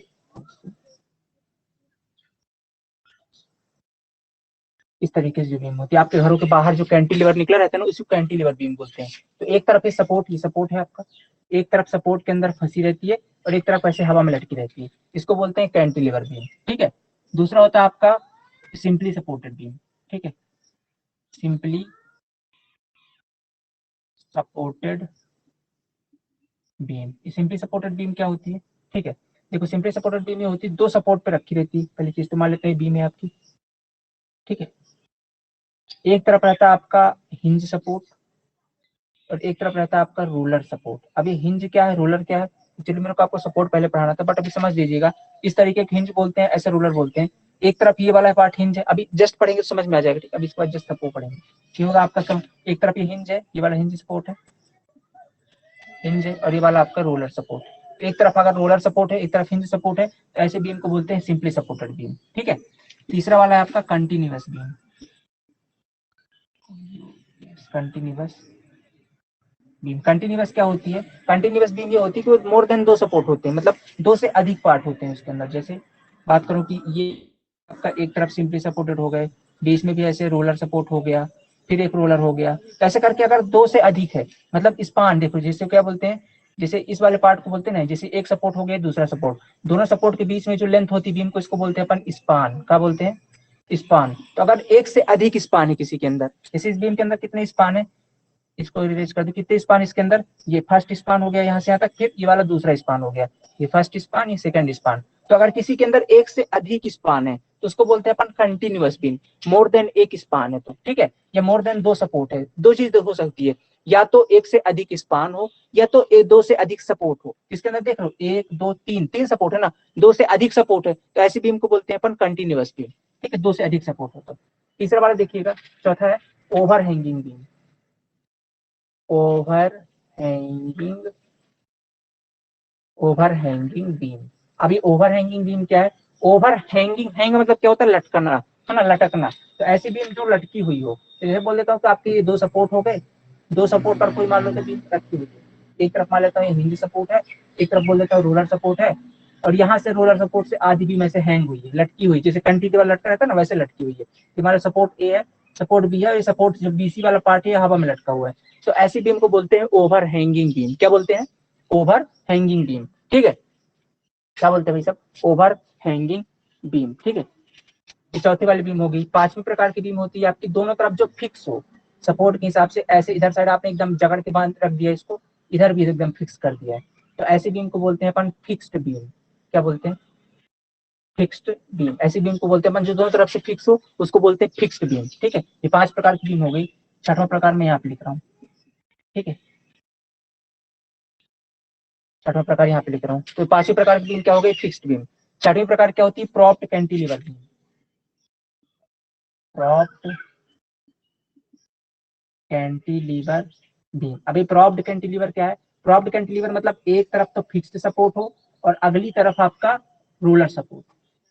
ठीक, एक तरफ आपका कौन सा हो, फिक्स्ड सपोर्ट हो, एक तरफ रोलर सपोर्ट। ध्यान से देखिएगा, ये आपका कौन सा है सपोर्ट, रोलर सपोर्ट है, और ये आपका कौन सा सपोर्ट है, फिक्स्ड सपोर्ट है। तो एक तरफ आपका फिक्स्ड सपोर्ट हो, एक तरफ आपका रोलर सपोर्ट हो, ऐसी बीम को बोलते हैं प्रॉप्ड कैंटिलीवर बीम। क्या बोलते हैं, प्रॉप्ड कैंटिलीवर बीम। ये आपकी कौन सी बीम है, प्रॉप्ड कैंटिलीवर बीम है। ठीक है, ओके, कंटिन्यूअस बीम पढ़ा दिए, और बस यही इतने ही टाइप है आपके बीम के। कुल 6 प्रकार के बीम है। कौन कौन सा, cantilever beam, simply supported beam, continuous, overhanging, और ओवरहैंगिंग के बाद है आपका फिक्स्ड बीम, और ये प्रॉप्ड कैंटिलीवर बीम। ये आपके टोटल 6 प्रकार की बीम है। इन बीम को आप अच्छे से समझ लीजिए। ठीक है, बना लिए इनको। Yes sir. Yes sir. Okay, ठीक है, इरेज करें इसको। अगला देखिएगा, ये तो बात हो गई बीम की। अगला टॉपिक था अपना क्या, टाइप्स ऑफ सपोर्ट। ठीक है, जिनके ऊपर ये बीम रखी हुई है। ठीक है, तो इनके बारे में बात कर लेते हैं, टाइप्स ऑफ सपोर्ट क्या क्या होते हैं।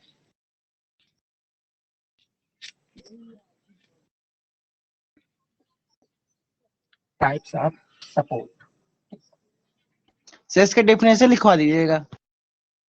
नहीं, डिफिनेशन इंपॉर्टेंट नहीं, बस देख के बता दीजिएगा। जैसे पूछते कंटिन्यूअस बीम क्या है, तो आपने समझ लिया ना, कंटिन्यूअस बीम के अंदर क्या चीज होती है, मोर देन टू सपोर्ट। एक दो तीन सपोर्ट है इसके अंदर, तो अगर जिसके अंदर दो सपोर्ट से अधिक हो, इसमें क्या लिखवा है, continuous is a beam which have more than two sir लिख सपोर्ट। इसके लेंगे, अंदर खुद दो लिख अधिक, लेंगे दो सर, खुद लिख आप लेंगे। खुद से लिख सकते, समझ के ना, हाँ खुद से लिख सकते हैं। ये इसमें दो से अधिक सपोर्ट हो, है ना, दो से अधिक सपोर्ट, जैसे सर बोले ये फिक्स्ड बीम, दोनों से फिक्स हो, है ऐसा सर लिख मैं लो, ये बोल देख रहा के समझ में था। आ जाएगा। जैसे देख, हाँ बोलिए। Yes sir. सर ये सपोर्ट का जो आप अभी लिखाने वाले हैं उसका आप हमको हाँ क्या तो बोलते हैं, डिफिनेशन लिखा दीजिएगा सपोर्ट का। हाँ, ठीक है, चलो लिखा देंगे। सपोर्ट में कोई डिफिनेशन नहीं, जैसे उसको आप बस देख बीम के समझना है कैसे सपोर्ट होता है। हाँ, क्या बोल रहे सर जैसे आप बीम का डिफिनेशन लिखाए थे वैसे ही हो? किसका, बीम का जैसे लिखा सपोर्ट थे, का। वैसे सपोर्ट का। Yes sir. ठीक है,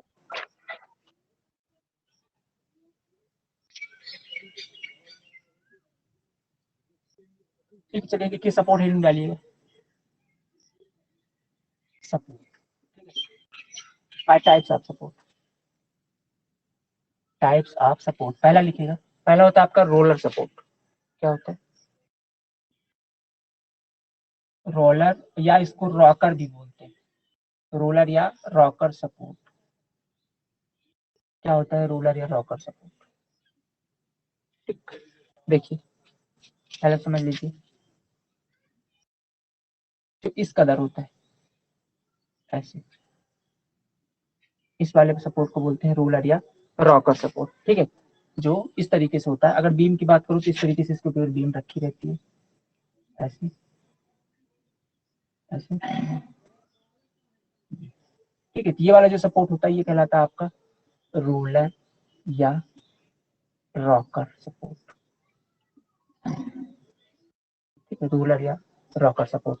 ये बीम को, ठीक है, अगर इसके ऊपर कोई बीम रखी हुई ना, तो ये बीम को सबसे पहले तो हॉरिजॉन्टल डायरेक्शन में, ठीक है, हॉरिजॉन्टल डायरेक्शन में दो चीजें होती है, एक बात ध्यान रखिएगा आप, एक होगा ट्रांसलेशनल मोमेंट, ठीक है, एक होगा आपका ट्रांसलेशनल, ठीक है, ट्रांसलेशनल मोमेंट, ठीक है, एक होगा ट्रांसलेशनल मूवमेंट, ठीक है, मूवमेंट है ये, ठीक है, मूवमेंट, और एक होगा आपका रोटेशनल मूवमेंट, ठीक है, ट्रांसलेशनल मूवमेंट और रोटेशनल मूवमेंट, ठीक है। अब देखो ट्रांसलेशनल का मतलब है कि वो आगे जाएगी और पीछे जाएगी हॉरिजॉन्टल एक्सिस में, एक बार आगे जा सकती है पीछे जा सकती है, उसको बोलेंगे अपन ट्रांसलेशनल मूवमेंट। रोटेशनल का मतलब है को किसी एक्सिस के अबाउट रोटेट करेगी, एक्सिस के अबाउट क्या करेगी, रोटेट करेगी। दो चीजें होंगी इन सपोर्ट्स के अंदर, दो चीजें होंगी, पहला तो होगा आपका ट्रांसलेशनल मूवमेंट और एक होगा रोटेशनल मूवमेंट। तो ट्रांसलेशनल मूवमेंट का मतलब है कि वो एक्स एक्सिस के अबाउट या तो आगे जाएगी पीछे, मतलब हॉरिजॉन्टल एक्सिस, जैसे मैं चल रहा हूँ ना, चल रहा हूँ आगे जा रहा हूँ पीछे जा रहा हूँ, ये मेरा क्या है, ट्रांसलेशनल मूवमेंट है, ठीक है, ट्रांसलेशनल मूवमेंट है। अगर मैं बोल रहा हूँ मैं किसी एक्सिस के बाद घूमने लग जाऊं तो उसको बोलूंगा मैं क्या, रोटेशनल मूवमेंट, ऐसे घूमने, इसके बाद ऐसे घूमने लग जाए, ये होता है रोटेशनल मूवमेंट, रोटेट करने लग जाए तो होगा। तो दो चीजें होंगी इसके अंदर। ये बीम को, जो आपका रूलर सपोर्ट है, ये बीम को दो तरीके से अलाउ करता है, ठीक है। कैसे अलाउ करता है ये कैसे अलाउ करता है, अभी अपन बात करें केवल 2D की, किसकी बात करें, 2D के अंदर, अभी 3D के अंदर भी बात करेंगे। 2D के अंदर बात करते हैं, 2D के अंदर आप किया तो एक्स एक्सिस होती है, वाई एक्सिस होती है, ठीक है, दो एक्सिस होती है। तो ये जो है आपका, ये ट्रांसलेशन दो तरीके से अलाउ करेगा, ये आपको एक्स एक्सिस में जाने देगा, क्या एक्स एक्सिस में जाने देगा ना। अभी मान लो कोई चक्का रखा हुआ, अब ध्यान से देखना, थोड़ा सा ऐसा दिमाग लगाओ, कोई छर्रा रखा हुआ है, क्या है छर्रा, ऐसा बड़ा सा गोला सा, और उसके ऊपर आप कोई ऐसे बीम से रख दो, कुछ ऐसे पटिया से रख दो, और उसके ऊपर ऐसे ऐसे करोगे तो खिसकेगा ना भाई साहब, बीम आगे पीछे जा सकती है ना, जा सकती है, नहीं जा सकती, जा सकती है। हाँ, तो मतलब जो आपका, ठीक है, जो आपका, ठीक है,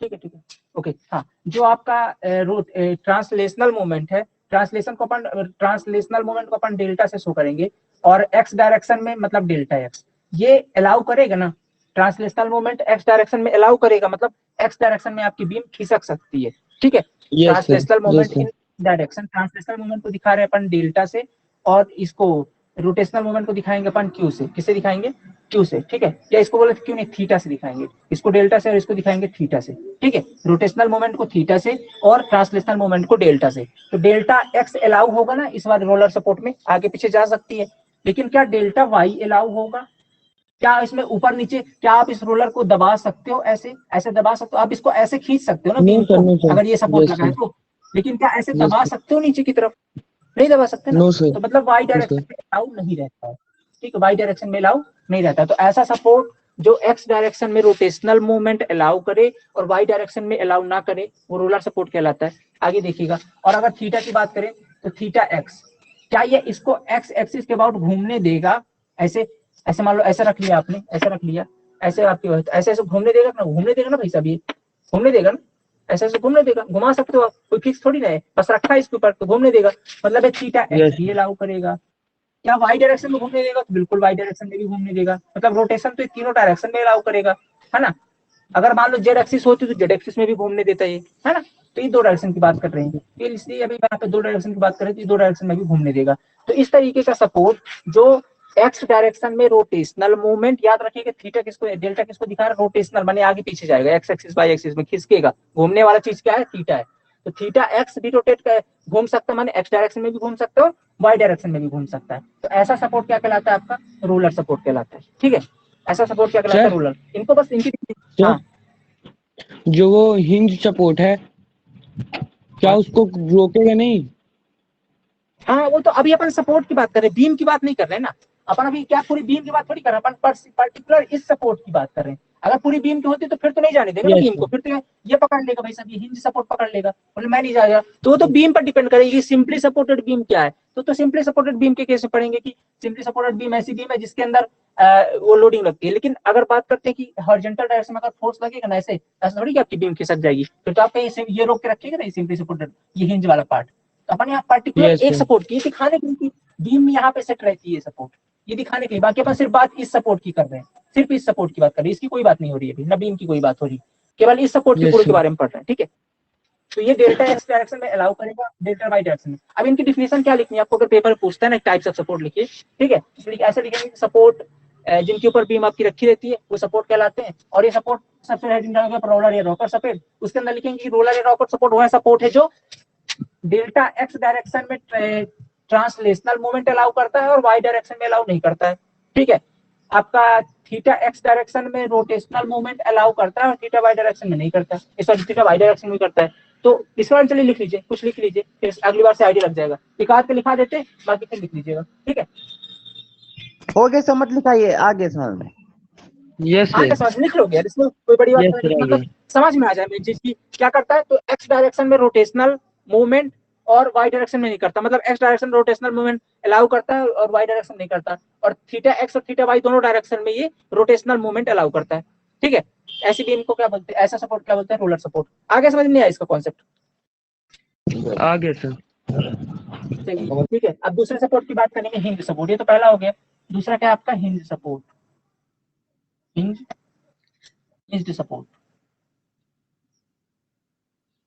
ठीक है। दूसरा क्या है आपका, हिंज्ड सपोर्ट, ठीक है। सर क्या ऐसा स्पेलिंग थोड़ा बताएंगे सर?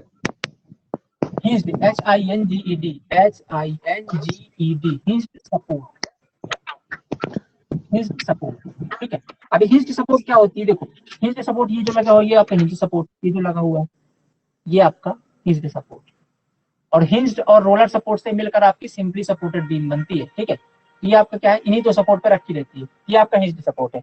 हिंज्ड सपोर्ट के अंदर क्या चीज खासियत होती है, जैसे मान लो ये एक्स डायरेक्शन में, मतलब डेल्टा एक्स अलाउ नहीं करता है। डेल्टा एक्स मतलब rotational movement in sorry translational movement in x direction allow नहीं करता। क्यों? क्योंकि यार हिंज के अंदर क्या होती है ना, ऐसे रहती है, इस तरीके से पकड़ के रखती है, यहाँ पे ये हिंज है और यहाँ पे बीम को पकड़ के रखा है इसने इस तरीके से, ये हिंज है आपका, ठीक है, ऐसे इस तरीके से। तो अगर आप खींचोगे तो यहाँ पास तो फिक्स है ना, ऐसे पकड़ के रखा उसने, ऐसे हिंज, ऐसे ऐसे पकड़ के रख लिया इसने। अब खींचोगे तो क्या चली जाएगी बीम? नहीं जाएगी ना। तो अलाउ कहाँ कर रहा है, चली जाती तो अलाउ करता ना, अलाउ नहीं कर रहा है, Yes, sir. पकड़ के रखा हुआ है, Yes, तो एक्स डायरेक्शन में अलाउ नहीं करेगा। लेकिन आप इसके अबाउट वाई डायरेक्शन में इसको घुमा सकते हो, वाई डायरेक्शन में ऐसे क्या कर सकते हो, अच्छा वाई डायरेक्शन में क्या इसको उठा सकते हो आप, ऊपर लेके जा, यहाँ पे लगी क्या इसको उठा के यहाँ पे ला सकते हो, यहाँ पे ला सकते हो, नीचे दबा सकते हो, ले जा सकते हो वाई डायरेक्शन में।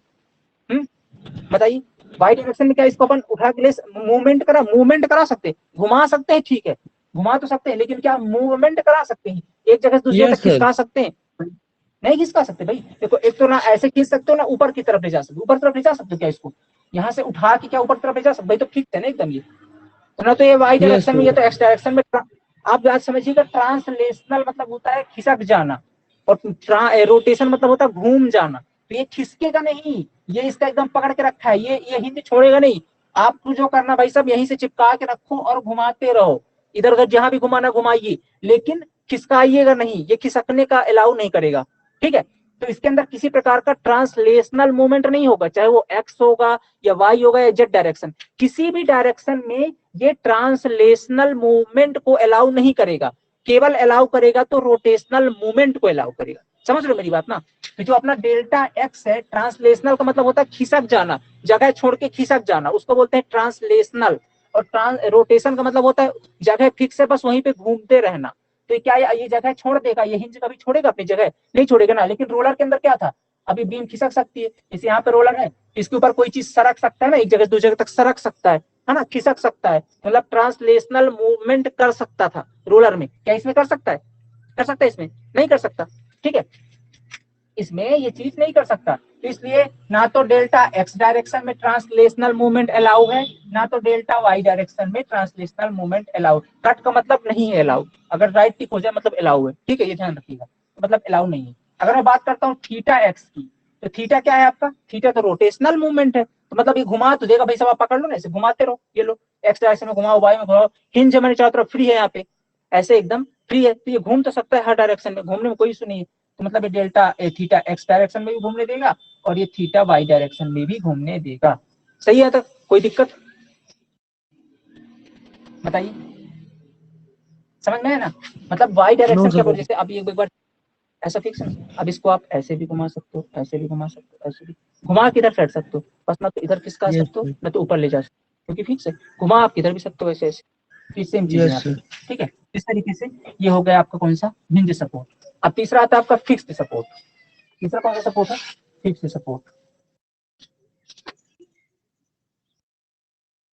थर्ड है आपका फिक्स्ड सपोर्ट।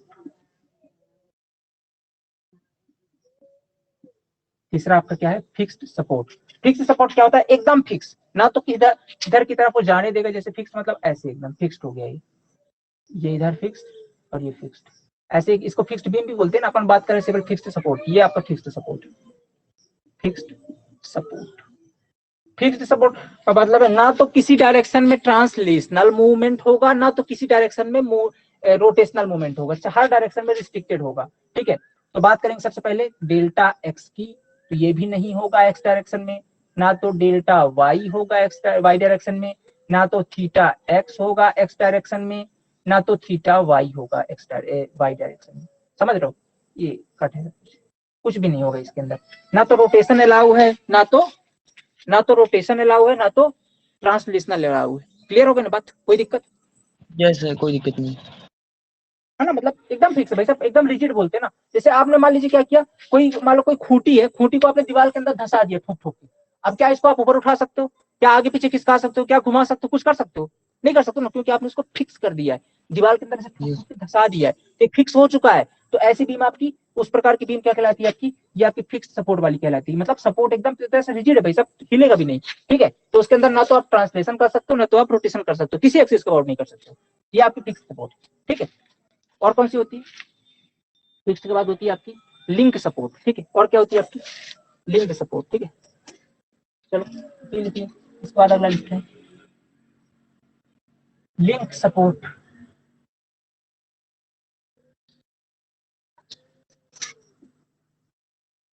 लिंक सपोर्ट,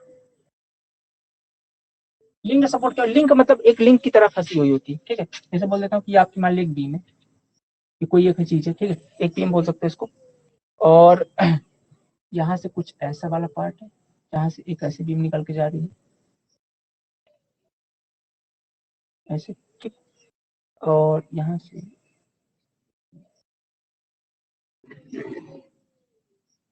ये और ये, ठीक। और मान लेता हूँ यहाँ पे कुछ लोडिंग लगी हुई है, ठीक। क्या यहाँ पे कुछ लोडिंग, हाँ हाँ हाँ। जैसे वो वेरिंग लोड में होता है शायद वैसे, कैसे वायरिंग लोड में, जैसे कोई तार वायरिंग, लिंक है ना, तो जैसे हाँ कोई तार से बंधा हो, लटकी हो बीम। हाँ हाँ हाँ, वैसे वैसे वैसे वाला कुछ सिस्टम है।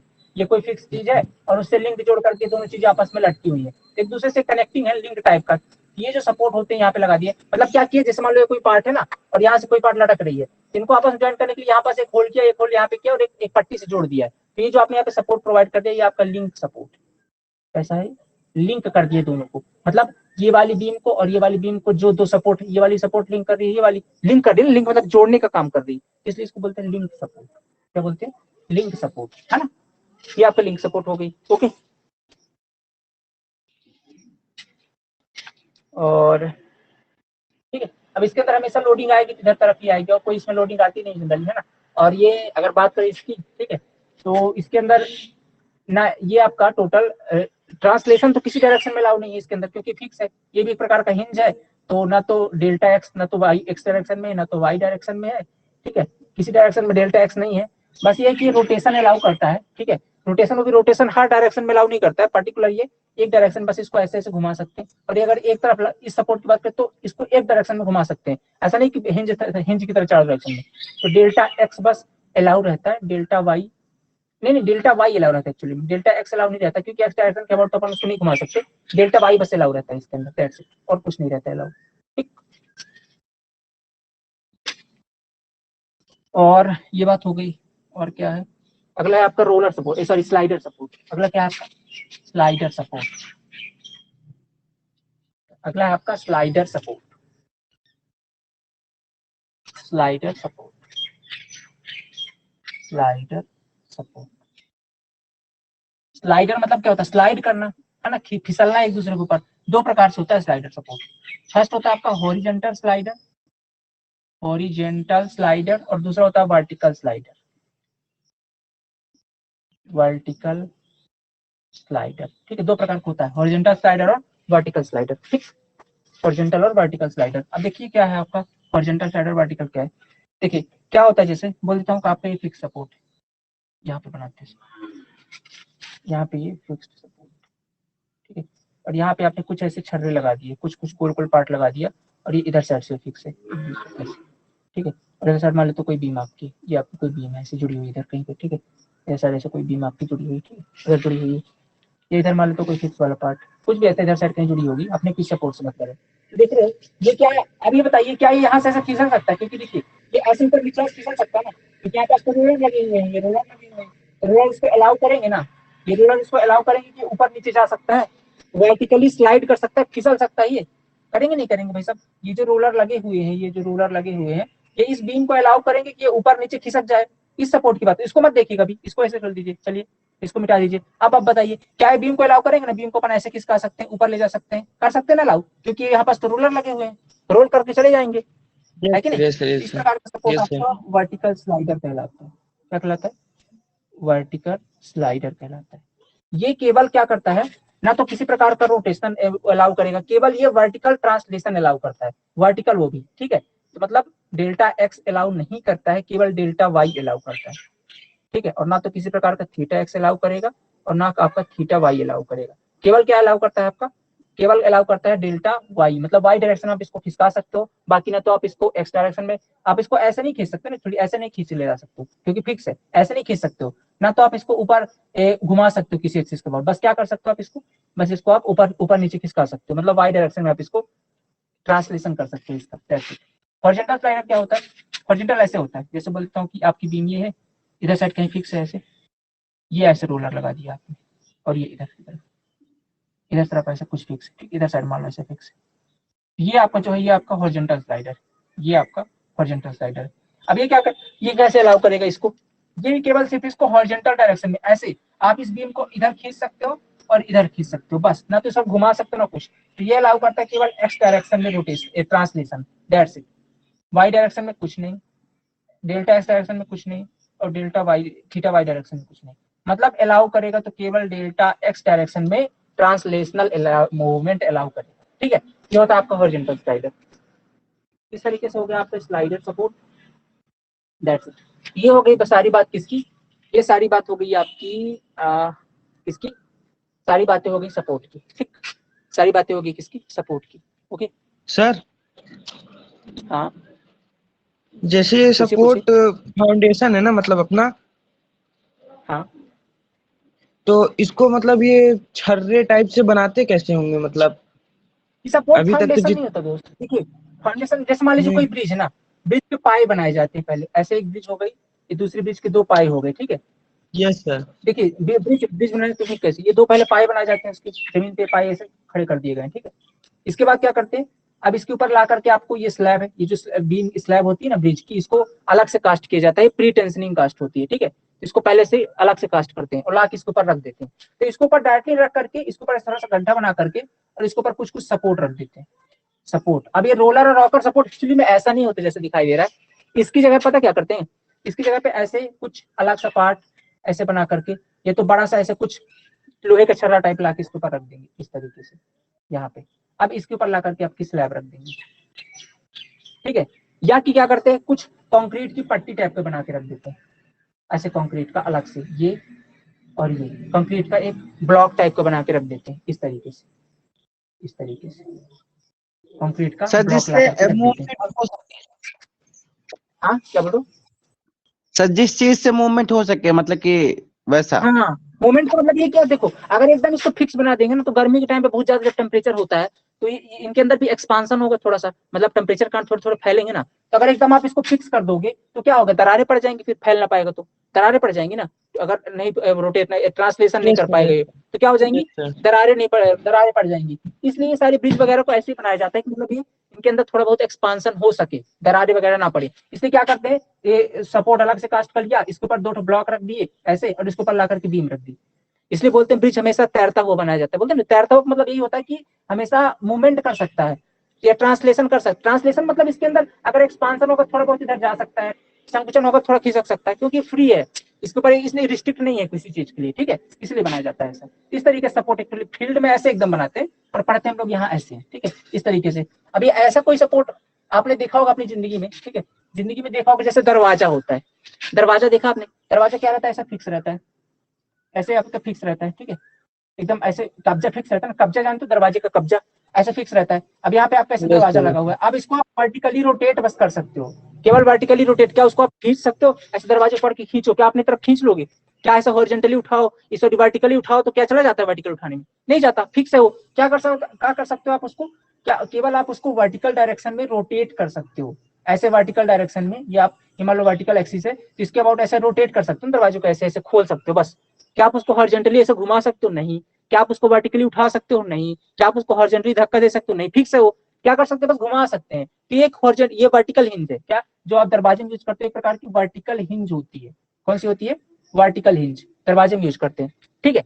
आपने देखा होगा रोलर सपोर्ट का बेस्ट एग्जांपल, रोलर नहीं, हाँ रोलर सपोर्ट का ये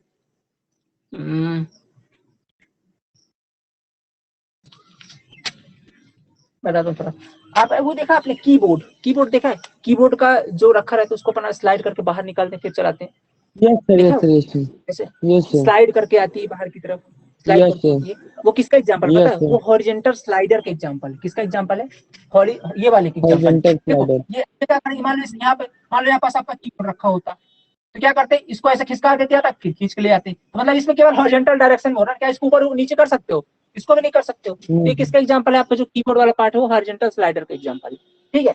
दरवाजा आपका वर्टिकल हिंज का एग्जांपल है, सॉरी वर्टिकल हिंज का, आप उसको घुमा सकते हो, ऊपर नीचे नहीं कर सकते। ऐसे जिंदगी में कई सारे एग्जांपल है। सिविल इंजीनियरिंग में जैसे रोलर सपोर्ट के एग्जांपल तो ऐसे रखते हैं, रोलर या हिंज ऐसे ही रखते हैं, ये 2 ब्लॉक बना देते हैं कंक्रीट का, ये इसके ऊपर रख देते हैं और इसके ऊपर बीम ला रख देते हैं, ऐसे डायरेक्ट प्रैक्टिकली ऐसे बनाई जाती है, ठीक है, लेकिन स्टैंडर्ड टाइप में ऐसे पढ़ते हैं, ठीक, बन जाएगा।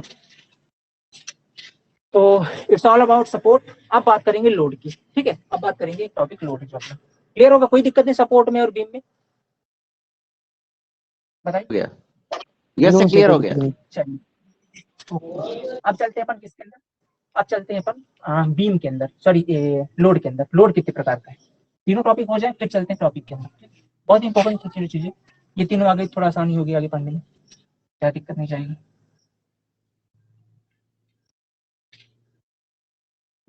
चलिए आ जाती है किसके अंदर, हाँ types of load, types of load. उससे पहले पढ़ेंगे कि लोड क्या है। आपको हमेशा दिक्कत रहती होगी लोड और फोर्स में, फोर्स क्या चीज है और लोड क्या चीज है ना, अलग अलग टर्मिनोलॉजी यूज कर लेते हैं अपन। Yes, sir. फोर्स बता क्या, लोड चुके क्या, आप. तो लिखिए, लोड बता भी चुके हैं, load is a Yes, type sir. Of force, Type of force. Type of force which is Acting acting down direction. always downward direction, downward direction, ठीक है।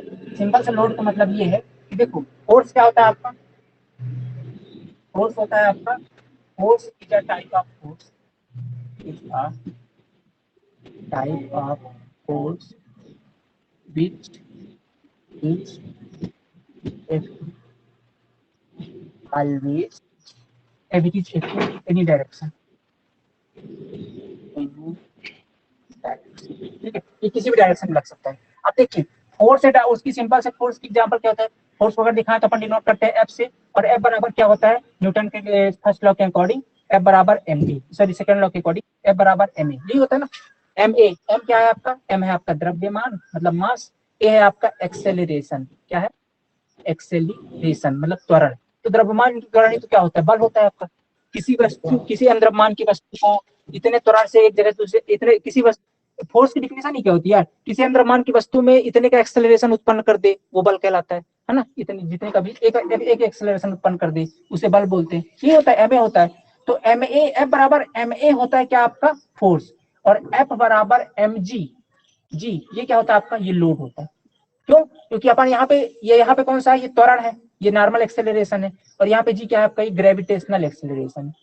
क्या है, ग्रेविटेशनल एक्सेलरेशन है, ग्रेविटेशनल एक्सेलरेशन, गुरुत्वीय त्वरण। अगर अपन गुरुत्वीय त्वरण का यूज करेंगे तो आपका लोड होगा, नॉर्मल एक्सेलरेशन का यूज करेंगे तो आपका क्या होगा, बल होगा या फोर्स होगा। ठीक है, अब चूंकि मैंने क्या बोला यहाँ पे हमेशा नीचे लगता है, क्योंकि हमेशा ग्रेविटी नीचे की तरफ ही लगती है, नीचे बोले तो पृथ्वी खींचती है अपनी तरफ ना, तो नीचे हो गया, अपन खड़े हमारे नीचे की तरफ लग रही है, इसलिए बोलता हूँ कि लोड हमेशा नीचे की तरफ लगती है। एफ बराबर एम जी आपका लोड है, और एफ बराबर एम ए आपका फोर्स है। ठीक है, कोई दिक्कत नहीं है, क्लियर यहाँ तक concept?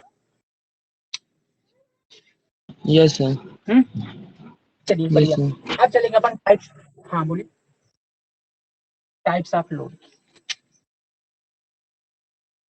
Types of load, types of load. देखिए अब अपन लोड वैसे नहीं पढ़ेंगे, अपन लोड पढ़ेंगे बीम के कॉरस्पॉन्डिंग, बीम पर कैसे लोडिंग लगेगी, क्योंकि अपन तो बीम के बारे में पढ़ा है ना, बीम हमारा चैप्टर है। ये आपकी मान लेता हूँ बीम है, 2D के अंदर बनाना है, समझ जाइएगा। अब समझ गए कैसी बीम मैंने बनाई है, एक तरफ अगर हिंज है, एक तरफ ये रोलर है, तो एक प्रकार की सिंपली सपोर्टेड बीम है। ये सिंपली सपोर्टेड बीम का स्पान कहलाता है, क्या बोलते हैं इसको, स्पान बोलते हैं। अब अगर इसके ऊपर 3-4 प्रकार से लोडिंग लग सकती है। ठीक है, पहला होता है पॉइंट लोड। क्या होता है, पॉइंट लोड, ये आपका क्या होगा भाई साहब, पॉइंट लोड। ये किसी एक बिंदु पे लगता है, इसको बोलते हैं पॉइंट लोड, पर्टिकुलर किसी पॉइंट पे लगता है, क्या बोलते हैं इसको, पॉइंट लोड बोलते हैं। दूसरा क्या होता है आपका यूडीएल, दूसरा, पहला तो हो गया पॉइंट लोड, दूसरा होता है आपका यूडीएल। यूडीएल का मतलब होता है uniformly, uniformly distributed load, uniformly distributed load. ये क्या होता है, ये पूरी बीम में यूनिफॉर्म तरीके से डिस्ट्रीब्यूट रहती है। ये मान लेता हूँ आपकी बीम है, तो इसमें पूरी तरह से डिस्ट्रीब्यूट रहेगी, ऐसे ऐसे इस तरीके से पूरी बीम में। एक्चुअली जैसे कितने के W किलो न्यूटन पर मीटर का, ये पूरी बीम पर एक्चुअली लगी हुई है एक बराबर। पॉइंट लोड तो केवल किलो न्यूटन में होगा, ये W किलो न्यूटन पर मीटर के बीच में रहेगा, माने पर मीटर में पूरी तरह से क्या है, डिस्ट्रीब्यूट है, बराबर लोडिंग लगी हुई है। इसको ऐसे ही कभी कभी दिखाते हैं, ऐसे ऐसे ऐसे, यस इस तरीके से भी दिखाते हैं। ठीक है, ऐसे यस दो सर। तरीके से इसको शो करते हैं, ऐसे भी शो करते हैं, ऐसे। ये तो आपकी यूडीएल हो गई। ठीक है, तीसरा क्या होता है आपका यूवीएल।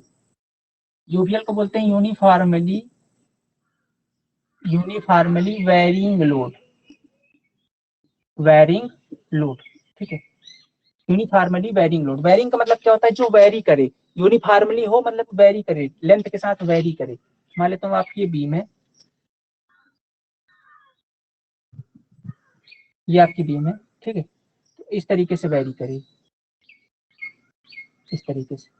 यहाँ पे 0 थी, देख रहे हो, लेंथ के साथ जैसे अपन लेंथ में बीम में आगे बढ़ रहे हैं, इसकी वैल्यू बढ़ती जा रही है ना, बढ़ती जा रही है। तो ये इंक्रीजिंग वेरिंग लोड है। कभी कभी डिक्रीजिंग भी होता है। कैसे डिक्रीजिंग होता है, जैसे मान लेता हूँ ये आपकी बीम है,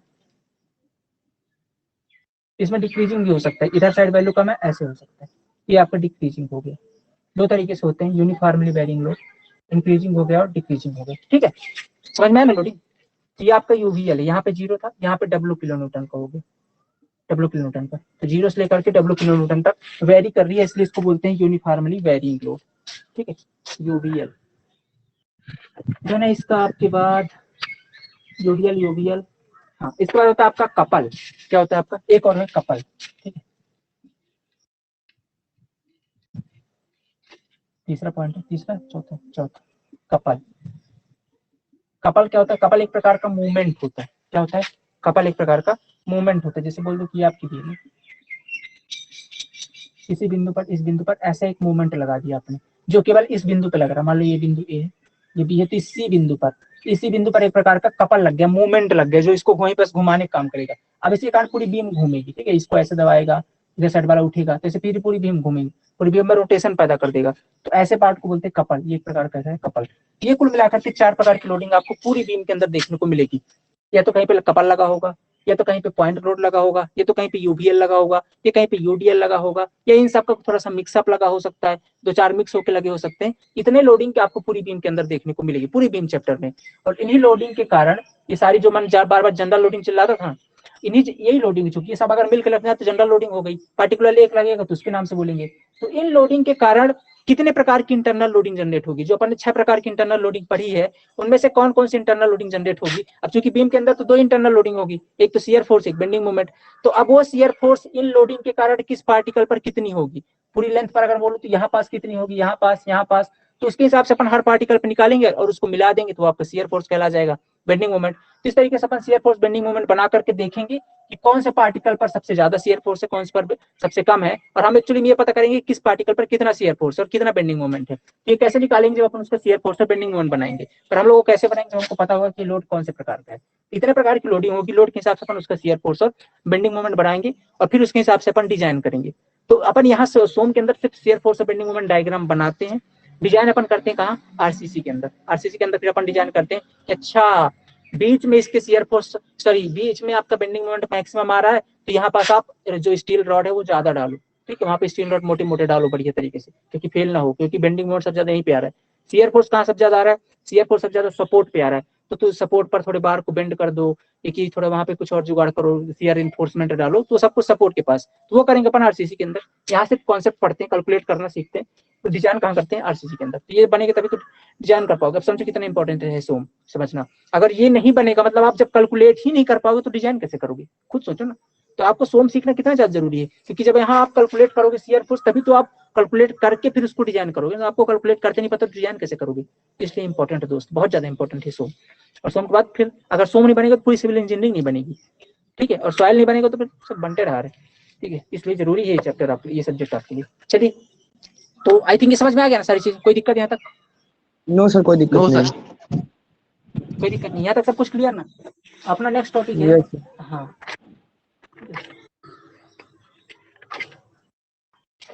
दो टॉपिक और पढ़ेंगे, फिर बाकी कल कंटिन्यू करेंगे, क्योंकि अब शियर फोर्स बेंडिंग मोमेंट अपने को बनाना है, ठीक है। तो दो टॉपिक और पढ़ेंगे। बीम कितने प्रकार की होती है, बोलो भाई बीम तो पढ़ा दी यार, तो ठीक है, बीम तो अपन ने पढ़ा दिया कि बीम सपोर्ट के हिसाब से कितने प्रकार की होती है, ठीक है।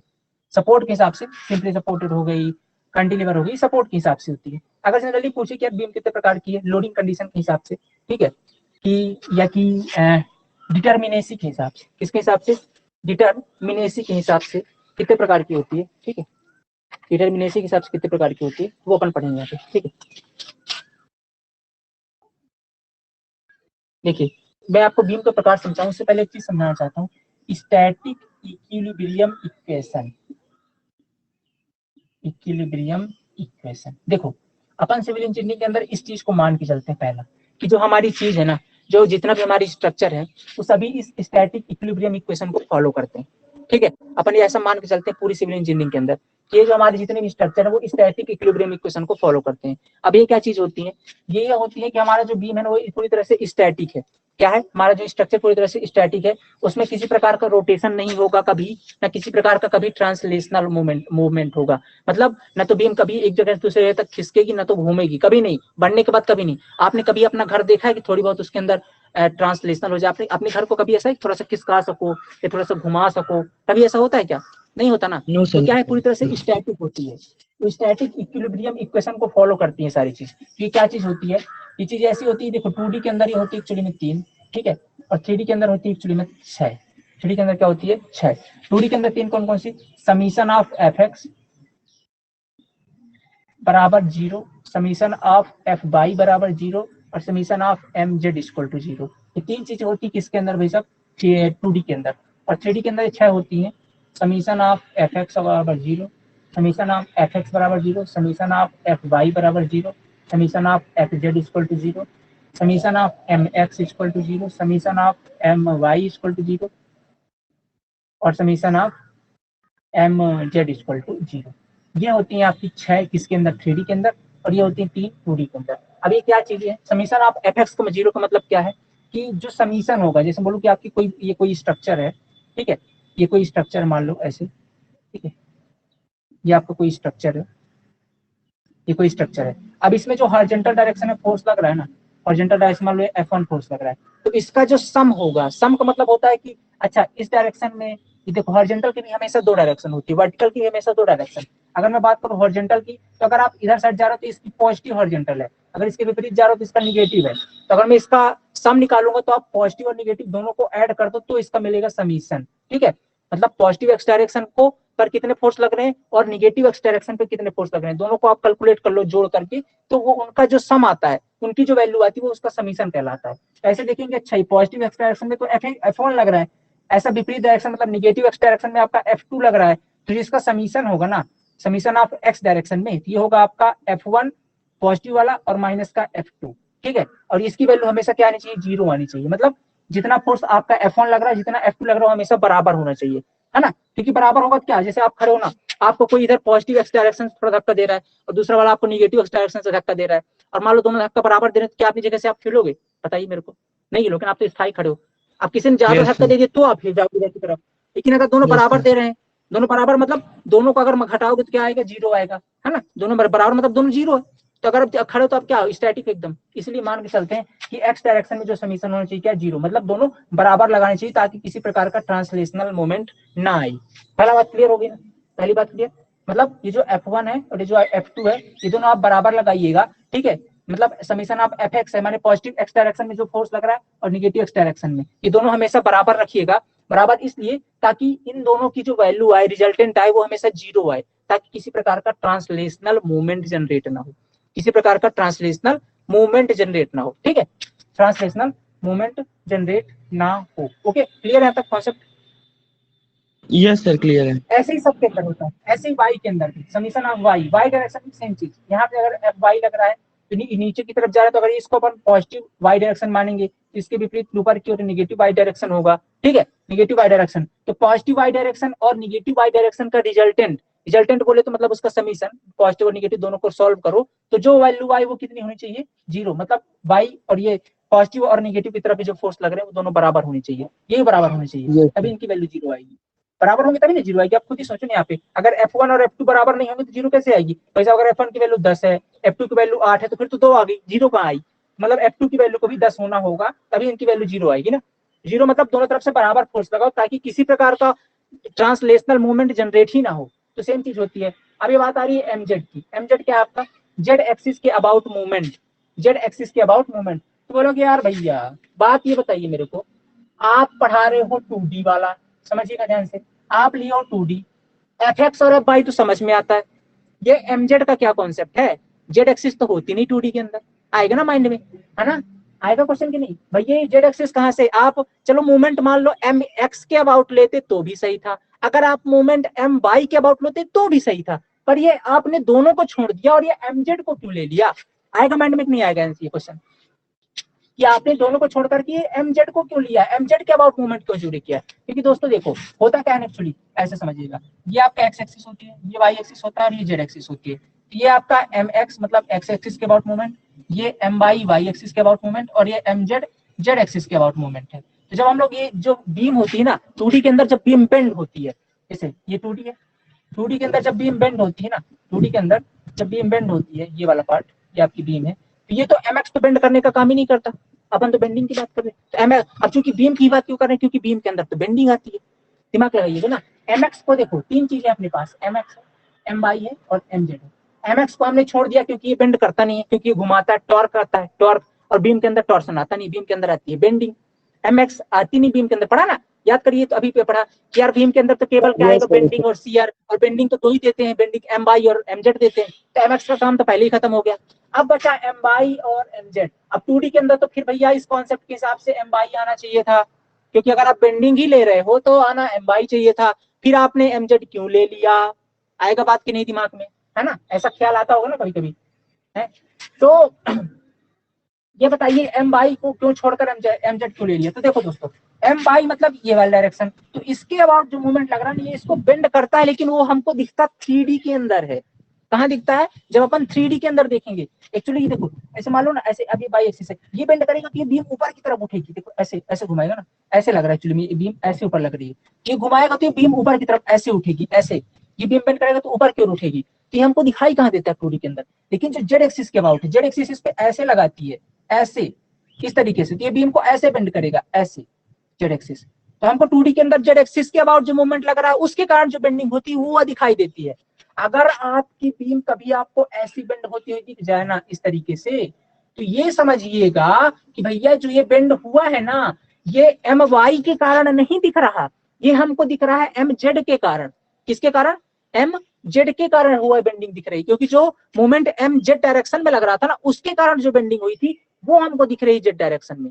एम बाई के कारण तो दिखेगी कहाँ? ऊपर की ओर। एम बाई कारण बीम ना ऐसे बोर्ड से उखड़ के ऊपर की तरफ आएगी, ऐसे बीम से उठ के ऊपर की तरफ आएगी, वो हमको 2D के अंदर कहाँ दिखेगा? इसलिए हम लोग 2D के अंदर एम जेड को लेते हैं। एम एक्स का तो मूवमेंट का काम ही नहीं, बेंडिंग मूवमेंट तो देते नहीं, वो तो रोड क्या देता है? टॉर्सन देता है, तो उसकी तो बात ही छोड़ दीजिएगा। बचा क्या आपका एम बाई? एम बाई देता है बेंडिंग मोमेंट, लेकिन देता है 3D के अंदर, 2D के अंदर दिखता नहीं, इसको भी अपन छोड़ देते हैं। तो 2D के अंदर किसको ले लेते हैं? एमजेड को। इसलिए यहाँ पे एमजेड लिया गया है। ये बहुत डाउट है, मेरे को पता है इसको आएगा ही डाउट, इसलिए मैंने पहले क्लियर कर दिया। अब 3D के अंदर तो सारे एक्सेस आने हैं, तो 3D के अंदर सारी चीजें ले ली जाती है। ठीक है, ये सब इतना अच्छे से मैं समझाता हूँ क्योंकि आपके सोम ना बहुत ज्यादा इंपॉर्टेंट है। तो सोम अच्छे से पढ़ लोगे ना, ये सब डी खासकर कॉन्सेप्ट क्लियर रहेंगे, कहीं पे कोई डाउट नहीं आएगा। ठीक है, तो देखो ये जो एम एक्स है, ठीक है, एम एक्स है, एफ बाई और एफ जेड है, एम एक्स एम बाई और एम जेड। ठीक है, ये जो आपका, अब देखो 3D के अंदर अगर बात करें, 3D के अंदर आपका summation of F X, summation of F Y, summation of F Z, summation of M X M Y और एम जेड। ठीक है, तो ये जो है इन सभी के एक्सिस के अबाउट, चाहे आप एक्स डायरेक्शन में कोई फोर्स, उसका भी समीशन जीरो, वाई डायरेक्शन में कोई फोर्स, उसका भी समीशन जीरो, जेड डायरेक्शन में कोई फोर्स, मतलब किसी भी डायरेक्शन में आप फोर्स लगाओ, मूवमेंट लगाओ, उनका समीशन जीरो होना चाहिए। अगर बात करें मूवमेंट की, तो एक्स डायरेक्शन में अगर कोई मूवमेंट लगा तो इसके अपेक्षा इसके खिलाफ एक मूवमेंट लगा दो, मतलब कुल मिला के उसका जो रिजल्टेंट है ना, पॉजिटिव निगेटिव मिला के जीरो आना चाहिए। मतलब किसी प्रकार का ना तो ट्रांसलेशन आए, ना तो किसी प्रकार का रोटेशन आए, क्योंकि हमारा स्ट्रक्चर स्टैटिक है, और यह स्टैटिक स्ट्रक्चर इसको फॉलो करता है, स्टैटिक इक्विलिब्रियम इक्वेशन को। और 2D के अंदर होती है 3, कौन कौन सी? Summation of F X, F Y और एम जेड, और ये 3D के अंदर होती है 6। बात क्लियर हो गई स्टैटिक इक्विलिब्रियम इक्वेशन क्या होता है? ठीक है, यस सर। अब इनके हिसाब से, अब इस स्टैटिक इक्विलिब्रियम इक्वेशन के हिसाब से बीम को अपन दो पार्ट में बांटते हैं। इसमें कितने पार्ट में बांटते हैं? बीम को दो पार्ट में, स्टैटिक इक्विलिब्रियम इक्वेशन के हिसाब से। पहली होती है डिटरमिनेट बीम, कौन सी होती है? डिटरमिनेट बीम, डिटरमिनेट बीम, और दूसरी होती है इनडिटरमिनेट बीम, इनडिटरमिनेट बीम। ठीक है, इनडिटरमिनेट बीम। अब देखो यार, हम लोग जितनी बात करेंगे ना सारा चीज 2D के अंदर बात करते हैं, ये 3D के अंदर सिर्फ नहीं पढ़ते, इसको अपन पढ़ते नहीं है जनरली, याद रखिएगा बस। पढ़ते अपन सारा खेल इस 2D के अंदर है। तो जो हम लोग इक्वेशन यूज करेंगे ना अपने स्ट्रक्चर्स को सॉल्व करने के लिए, वो कौन सा यूज करेंगे? अपन 2D वाला यूज करेंगे। ठीक है, अपने पास क्योंकि 2D बोर्ड अवेलेबल है, 2D पेन कॉपी, सारा चीज अपन 2D के अंदर करते हैं। ठीक है, तो ये देखिए 2D के अंदर तो डिटरमिनेट बीम क्या होती है, इसकी डिफिनेशन लिखेंगे डिटरमिनेट बीम की।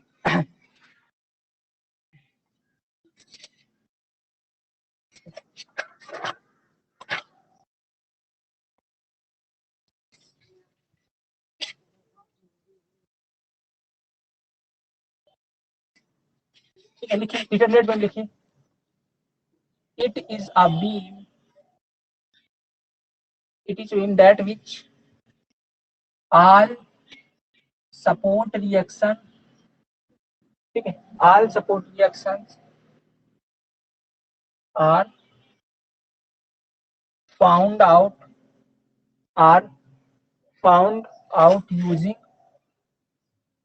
using static equilibrium equation. क्या बोल रहा हूं मैं कि इट इज अ बीम, यह एक प्रकार की बीम है जिसके सपोर्ट रिएक्शन को हम फाइंड कर सकते हैं, जिसके सपोर्ट रिएक्शन को हम लोग कैलकुलेट कर सकते हैं, फाइंड कर सकते हैं by using find out by using static equilibrium equation. अब स्टैटिक इक्विलिब्रियम इक्वेशन कौन सा? 2D वाला, इस 2D वाले की बात हो रही है। ठीक है, इस 2D वाले की। तो एक प्रकार की बीम होती है जिसको हम फाउंड आउट कर सकते हैं, जिसके सपोर्ट रिएक्शन को, सपोर्ट रिएक्शन मतलब अगर सिंपली सपोर्टेड बीम होगी तो कितने सपोर्ट रिएक्शन आएंगे? ये है ना आपके, ये आपकी क्या है? 2D बीम है। तो देखो यार, सपोर्ट रिएक्शन हमेशा उस डायरेक्शन में मिलेगी। अब ध्यान देना मेरी बात ध्यान से, रिएक्शन हमेशा उस डायरेक्शन में मिलेगी जिस डायरेक्शन में आपको ये कट दिखा था, जिस डायरेक्शन में आपने लिखा था ना कि भैया जो ट्रांसलेशनल मोमेंट है एक्स डायरेक्शन में अलाउ करता है, ट्रांसलेशनल मोमेंट वाई डायरेक्शन में अलाउ नहीं करता है, थीटा एक्स डायरेक्शन में अलाउ नहीं करता है, थीटा वाई डायरेक्शन में अलाउ नहीं करता है। तो जहां जहां आपको कट दिख रहा है ना, जहां जहां आपको कट दिख रहा है वहीं वहीं आपको रिएक्शन मिलेगा। ध्यान देना मेरी बात, जहां जहां ये अलाउ नहीं करेगा वहीं पे वो रिएक्शन देगा, जहां पे अलाउ कर देगा वहां पे रिएक्शन नहीं देगा। तो जहां पे अलाउ नहीं करता वहां पे रिएक्शन देता है। अगर मैं बात करूं इसकी हिंज बीम की या हिंज सपोर्ट की, तो बताइए हिंज सपोर्ट किधर अलाउ करता है? ये एक्स डायरेक्शन में क्या अलाउ करता है? जाना। ट्रांसलेशनल मतलब देखो, इसकी बात करें तो ये एक्स में भी अलाउ नहीं करता था, वाई में भी अलाउ नहीं करता था, लेकिन ये रोटेशनल हर डायरेक्शन में अलाउ करता है। रोटेशन हर डायरेक्शन में। तो ये क्या करेगा, ये एक वाई डायरेक्शन में रिएक्शन देगा और एक एक्स डायरेक्शन में रिएक्शन देगा। रिएक्शन फोर्स देगा, मूवमेंट नहीं। देखो मूवमेंट तो अलाउ कर रहा है, फोर्स देगा, ये फोर्स है, फोर्स दे रहा है। एक नीचे देगा आर वाई और ये देगा आर एक्स। क्या देगा, आर वाई और आर एक्स देगा। लेकिन अगर मैं बात करूं रोलर सपोर्ट की, ठीक है, अगर मैं बात करता हूँ रोलर सपोर्ट की, तो रोलर सपोर्ट किधर किधर देखता था रिएक्शन, एक तो डेल्टा एक्स डायरेक्शन में देता था, एक डेल्टा वाई डायरेक्शन में भी। डेल्टा वाई डायरेक्शन में अलाउ नहीं करता था, थीटा एक्स डायरेक्शन में अलाउ करता था, थीटा वाई डायरेक्शन में अलाउ नहीं करता था। सिर्फ किस डायरेक्शन में अलाउ नहीं करता था, डेल्टा वाई डायरेक्शन में। तो केवल रिएक्शन किस डायरेक्शन में देगा, डेल्टा वाई डायरेक्शन, इधर साइड। तो अगर इसको आर वाई वन बोलेंगे, इसको आर वाई टू। बस इसके अंदर रोलर सपोर्ट के अंदर केवल एक रिएक्शन मिलती है, इधर की तरफ वाई डायरेक्शन में, क्योंकि ये कट पुट जो था ना, मतलब अलाउ किस डायरेक्शन में नहीं करता था, केवल वाई डायरेक्शन में। समझ में आ गया ना। तो आपने जहां जहां कट लगाया होगा ना, वहां वहां समझिए रिएक्शन मिलेगी। जहां जहां आपने कट लगाया वहां पर रिएक्शन मिलेगी, ठीक है। तो ये केवल किस डायरेक्शन में देगा, वाई डायरेक्शन में आर वाई टू देगा, और यहाँ पे केवल आर वाई टू। तो इसके अंदर, इस पूरी बीम के अंदर टोटल कितने रिएक्शन आ रहे हैं, तो टोटल 1 2 और 3 रिएक्शन आ रहे हैं, आर एक्स आर वाई और आर वाई टू। ठीक है, टोटल कितने रिएक्शन आ रहे हैं, 3 रिएक्शन आ रहे हैं। ठीक है, कितने रिएक्शन आ रहे हैं, 3 रिएक्शन। और हमारे पास स्टैटिक इक्विलिब्रियम इक्वेशन कितनी है, 3 है। देखो यहाँ पे चलता है इक्विलिब्रियम का इक्वेशन, मतलब एक सपोर्ट को फाइंड करने के लिए एक स्टैटिक इक्विलिब्रियम इक्वेशन चाहिए। तो अगर अपने को यहाँ पे कितने हैं, 1 2 3 तीन सपोर्ट है ना, तीनों सपोर्ट की वैल्यू निकालने के लिए कितने स्टैटिक इक्विलिब्रियम इक्वेशन चाहिए, बोलो भैया 3 है तो 3 दो, 3 है ना हमारे पास स्टैटिक, 1 2 और 3 हमारे पास है ना। तो हम लोग ऐसी बीम को डिटर्मिनेट बीम कहते हैं जिनके सपोर्ट रिएक्शन इसकी मदद से निकाल सकते हैं। तो यहाँ पास 3 सपोर्ट रिएक्शन है, हम लोग इसकी मदद से इसको निकाल सकते हैं। ये सिंपली सपोर्टेड बीम एक प्रकार की डिटर्मिनेट बीम हो गई। ठीक है, मतलब जिसके सपोर्ट रिएक्शन को आप by using static equilibrium equation find कर सकते हो, वो बीम कहलाएगी आपकी डिटर्मिनेट बीम। ठीक है, क्या कहलाएगी, डिटर्मिनेट बीम। जैसे कि एग्जांपल समझ सकते हो, जैसे ये आपका सिंपली सपोर्टेड बीम है। क्या ये सिंपली सपोर्टेड बीम है, इसके टोटल कितने रिएक्शन थे, तो आपने देख लिया हिंज सपोर्ट के पास तो 2 रिएक्शन मिल रहे थे, जहां जहां पे कट लगा था वो सब रिएक्शन थे। तो रिएक्शन कितने मिल रहे थे, 1 2 और ये 3। और स्टैटिक इक्विलिब्रियम 3 थे, और इन 3 का 3 बराबर हो गया, मैंने बराबर बराबर है ना, मतलब स्टैटिक जितने हैं उतने ही सपोर्ट रिएक्शन, तो अपन फाइंड कर सकते हैं, मतलब इसको आसानी से अपन रिजॉल्व कर सकते हैं। तो ये जो सपोर्ट सिंपली सपोर्टेड हो गई, ये आपकी कैसी बीम है, डिटर्मिनेट बीम है। कैसी बीम है, डिटर्मिनेट बीम है। क्लियर हुआ ना। इसके अंदर क्या है, इसके अंदर हम लोग इसमें लिखेंगे, it is a beam that which all support reaction can't be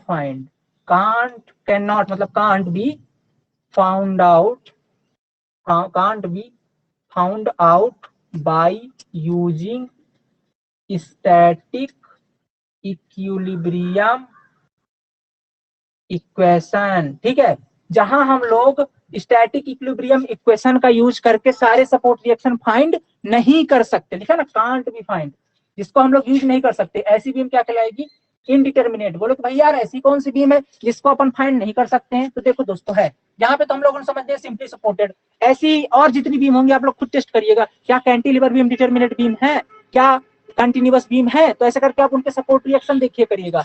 जिनके सपोर्ट रिएक्शन 3 से अधिक हुए वो सारे इनडिटर्मिनेट हो गए, जिनके सपोर्ट रिएक्शन 3 के अंदर है, ये 3 है, वो सारे डिटर्मिनेट है, क्योंकि हमारे पास तो 3 ही स्टैटिक इक्विलिब्रियम है। जिनके सपोर्ट रिएक्शन 3 से अधिक होंगे वो क्या होंगे भाई साहब, उनको तो फाइंड थोड़ी कर पाएंगे, क्योंकि यहाँ पे एक का एक ही चलता है। मानिए एक स्टैटिक इक्विलिब्रियम इक्वेशन एक ही सपोर्ट रिएक्शन को सॉल्व कर सकता है, ये एक ही सपोर्ट रिएक्शन की वैल्यू बता सकता है। यहाँ पास 3 है तो 3 को फाइंड करेगा, हमारे पास ये तो फिक्स है ना, इनकी वैल्यू थोड़ी घट बढ़ रही है, सपोर्ट रिएक्शन घट बढ़ रहे हैं बीम के अकॉर्डिंग। तो अगर बात करें कि अगर 3 सपोर्ट रिएक्शन से ज्यादा किसी बीम में है तो वो बीम आपकी इनडिटर्मिनेट बीम। बोले अच्छी ऐसी भी कोई बीम है जिसके अंदर 3 से सपोर्ट ज्यादा, 3 सपोर्ट रिएक्शन से ज्यादा सपोर्ट रिएक्शन होंगे, बोले हाँ है, कौन सी बीम बताइए, बताते हैं, कंटिन्यूअस हो गई, आपकी फिक्स्ड बीम हो गई, तो पहले फिक्स्ड बीम की देख लेते हैं, ऐसी होती है ना फिक्स्ड बीम आपकी, फिक्स्ड। अब बताइए फिक्स्ड के अंदर क्या अलाउ था, तो बोलोगे यार भैया फिक्स्ड के अंदर तो कुछ भी अलाउ नहीं था, क्या बात कर रहे हो, कुछ नहीं था, तब डेल्टा एक्स डेल्टा वाई, ठीक है, और थीटा एक्स और थीटा वाई कुछ भी अलाउ था क्या?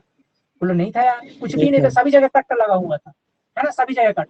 अब यार गिनो तो यहाँ पे कितने सपोर्ट रिएक्शन, मतलब यहाँ पे एक तो RY1, इधर आ गया RX1, ठीक है, और यहाँ पे अगर बात करें तो RY2, और यहाँ से आ गया आपका RX2, और यहाँ पे मूवमेंट अलग से, मूवमेंट आपका अलग से MZ1 और MZ2। अब बताइए कितने टोटल है इसमें? टोटल अगर बात करें ना, टोटल अगर बात करें तो 3 और 3 कितने हो गए? 6 सपोर्ट रिएक्शन है। कितने हैं? 6। एक में भी बात कर लेगा तो एक 3 और 2 मिलाकर टोटल कितने हैं? 6 हैं। हमारे पास स्टैटिक इक्विलिब्रियम इक्वेशन कितनी है? कितनी है टोटल? 3 है। कितनी है? 3 है। तो क्या हम लोग इसको फाइंड कर पाएंगे? No sir. इसको फाइंड कर पाएंगे? नहीं कर पाएंगे। No sir. हम लोग इसको फाइंड नहीं कर पाएंगे तो क्या करेंगे? ये कैसी बीम कहलाएगी? ये इनडिटरमिनेट बीम कहलाएगी। मतलब जिसके सपोर्ट रिएक्शन को हम लोग स्टैटिक इक्विलिब्रियम इक्वेशन से फाइंड नहीं कर पाएंगे वो इनडिटरमिनेट बीम होगी। समझ में आ गया ना? इसका एग्जांपल हो गया आपका फिक्स्ड बीम, और इसका एग्जांपल हो गया आपका simply supported beam, SS beam या सिंपली सपोर्टेड बीम। ठीक है, आगे समझ में इनडिटरमिनेट डिटरमिनेट बीम। ठीक है, तो सोम के अंदर स्ट्रेंथ ऑफ मटेरियल के अंदर पूछो कि भैया किस बीम का आप एसएफडी बीएमडी बनाओगे, तो मेरा जवाब है हम लोग केवल इस डिटरमिनेट बीम का एसएफडी बीएमडी बनाएंगे। किसका बनाएंगे? केवल और केवल इस डिटरमिनेट बीम का, क्योंकि इनडिटरमिनेट बीम का एसएफडी बीएमडी बनाने की बड़ी पंचायत है। और इसको पढ़ेंगे हम लोग पता है कहाँ? इसको पढ़ते हैं टॉस के अंदर, थ्योरी ऑफ स्ट्रक्चर के अंदर। और ये आपके यहाँ तो थ्योरी ऑफ स्ट्रक्चर लगती नहीं है, तो आपको पढ़ा दिया जाएगा आरसीसी के अंदर। कहाँ पढ़ा दिया जाएगा? आरसीसी के अंदर। आरसीसी के अंदर एक टॉपिक आएगा एसएफडी बीएमडी फॉर या सॉल्व ऑफ इनडिटरमिनेट स्ट्रक्चर्स। तो इनडिटरमिनेट स्ट्रक्चर के बारे में कहाँ पढ़ेंगे? अपन पढ़ेंगे आरसीसी के अंदर या टॉस के अंदर, थ्योरी ऑफ स्ट्रक्चर के अंदर। और दूसरी चीज, अगर आप व्यापक को पोस्ट है तो मैं आपको ये सारी चीजें पढ़ाता हूँ। ठीक है, ये इनडिटरमिनेट स्ट्रक्चर वगैरह सब कुछ वहाँ पढ़ाते हैं। ठीक है, वहाँ टॉस पूरा टॉस ही पढ़ाते हैं, लेकिन यहाँ पर अपन आपको केवल आरसीसी के अंदर ये सारी चीजें पढ़ने को मिलेंगी, थोड़ी बहुत होगी, ज्यादा नहीं। और डिटरमिनेट स्ट्रक्चर ये तो अपन यही पढ़ लेंगे, जैसे simply supported, 3 determinate structure generally पढ़ेंगे अपन, कैंटिलीवर, सिंपली सपोर्टेड, ओवरहैंगिंग, 3 पर ही। अब देखो 5 प्रकार की तो पढ़े ही अपन। कौन कौन सी बीम पढ़े? Simply supported, cantilever, fixed, overhanging और कंटिन्यूअस। कंटिन्यूअस आपकी कंटिन्यूअस और फिक्स्ड तो आपकी इंडिटरमिनेट हो गई, प्रॉप्ड कैंटिलीवर भी इंडिटरमिनेट हो गई। बची कौन सी? 3 ही बची, सिंपली सपोर्टेड, कैंटिलीवर और ओवरहैंगिंग। बस इन तीनों का एसएफडी और बीएमडी आपको बनाना है। इन तीनों पर डिफरेंट टाइप की लोडिंग लगाओ। ओवर, अब लोडिंग की कंडीशन भी यहाँ पे आपके पास फिक्स है। आपके पास 2 प्रकार की लोडिंग कंडीशन के लिए पढ़ना है, एक तो पॉइंट लोड के लिए और दूसरा यूडीएल के लिए और तीसरा कपल के लिए। आपके सिलेबस में ना तो यूवीएल के लिए है, यूवीएल के लिए नहीं है, तो मतलब आपकी बहुत ज्यादा सिलेबस छोटा है। क्या छोटा है? कि हमको जो एसएफडी बीएमडी बनाना है आपके लिए, वो बनाना है केवल किसका लिए? एक तो लोड, कौन सी बीम के लिए? सिंपली सपोर्टेड, ओवरहैंगिंग और कैंटिलीवर बीम, 3 के लिए बनाना है। और उसमें लोड कौन से लगाने हैं? तो उसमें लोड लगाएंगे अपन सबसे पहला पॉइंट लोड, यूडीएल और कपल, 3 चीजों के लिए बनाना है। बस आपके सिलेबस में इतना एसएफडी बीएमडी बनाना है हमको। 3 ठो बीम, 3 ठो लोड, इनका बनाना है। टोटल 6 टाइप के हैं, 6 टाइप में आपका एसएफडी बीएमडी खत्म। तो ये हो गया पूरा ऑल अबाउट एसएफडी बीएमडी। मजा आया कि नहीं आया? आया सर। आज का लेक्चर मजा आया? आया सर। मैं एकदम विस्तार में समझा दिया मैंने सारी चीजें। अब पता है यहाँ से क्या करेंगे? शियर फोर्स स्टार्ट करेंगे, बेंडिंग मोमेंट स्टार्ट करेंगे, सिंपली सपोर्टेड बीम लेंगे, लोडिंग लगाएंगे और सॉल्व करना शुरू। 5-7 न्यूमेरिकल, 2 से 3 दिन के अंदर एसएफडी बीएमडी खत्म। आज का लेक्चर जिसने नहीं देखा ना, उसको एसएफडी बीएमडी कुछ पढ़ना ही नहीं पड़ेगा। और आज जिसने देख ली उसकी एसएफडी बीएमडी आधा क्लियर हो जाएगी, है कि नहीं? अब दिक्कत नहीं जाएगी उसको। सारे कॉन्सेप्ट एकदम, ये पूरा सब कॉन्सेप्चुअल लेक्चर है, बहुत ही ज्यादा इंपॉर्टेंट लेक्चर है। ठीक है, इसलिए मैंने आज के लेक्चर में कोई बकवास की, कहीं पे कोई बकवास नहीं की। देखो जब से आया तब से एकदम कॉन्सेप्ट है। ठीक है, ओके, समझ में आया कि नहीं आया? Yes sir. आया सर। आया सर। बढ़िया तरीके से, कोई दिक्कत कहीं, कोई दिक्कत कहीं पे कुंभत जी बताइए? नो सर, कोई दिक्कत नहीं। ओके ओके, तो यहाँ तक आपकी सोम की क्लास रहेगी। कल अपन अब करेंगे इसको कंटिन्यू, और कंटिन्यू करेंगे क्या, किसके साथ कंटिन्यू करेंगे अपन इसको? हाँ, वो जो हिंज सपोर्ट बनाते हैं वो बनाते कैसे होंगे? हिंज सपोर्ट फील्ड में यूज नहीं करते अपन, मतलब सिविल इंजीनियरिंग स्ट्रक्चर में यूज नहीं करते, वो रोलर की तरह ही यूज कर लेते हैं। बनाते हैं तो ऐसे यूज करते हैं, ऐसे रोलर की तरह। एक रोलर भी ऐसे यूज होता है, हिंज भी ऐसे यूज होता है। ठीक है, रोलर भी ऐसे यूज होता है, हिंज भी। ये सिविल इंजीनियरिंग स्ट्रक्चर में प्रैक्टिकली पॉसिबल नहीं है, हिंज वैसे नहीं बनाते हैं। तो ऐसी कैसी किसी बीम को ऐसे अपन कर सकते हैं, बीम को उठाएंगे ऐसे रखेंगे, वो प्रैक्टिकली पॉसिबल नहीं है। रोलर यूज करते हैं। हिंज वगैरह पढ़ाने के लिए भैया, हिंज वगैरह के एग्जांपल दरवाजा वगैरह होता है आपका।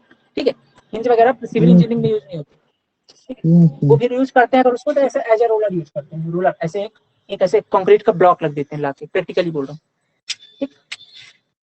ये क्लियर सब कॉन्सेप्ट? रोलर भी अगर सर्कुलर होगा तो वहां पे तो रुकेगा ही नहीं। हाँ अगर रोलर सर्कुलर होगा तो वो तो रुकेगा ही नहीं, मतलब स्टेबल ही नहीं होगा एक भी। नहीं, ऐसा भी नहीं, उसमें खांचे बना देते हैं फिल्म में, जैसे ऐसा रहता है नहीं, बीम आपकी है ना, तो ऐसे इसमें ऐसे खांचे बना देंगे इधर साइड ऐसे, और ऐसे सपोर्ट है आपको, मान लेते हैं सपोर्ट के अंदर ऐसे ऐसे खांचे बनाए, ये लो, अब यहाँ पे ऐसे गोला डाल दिए,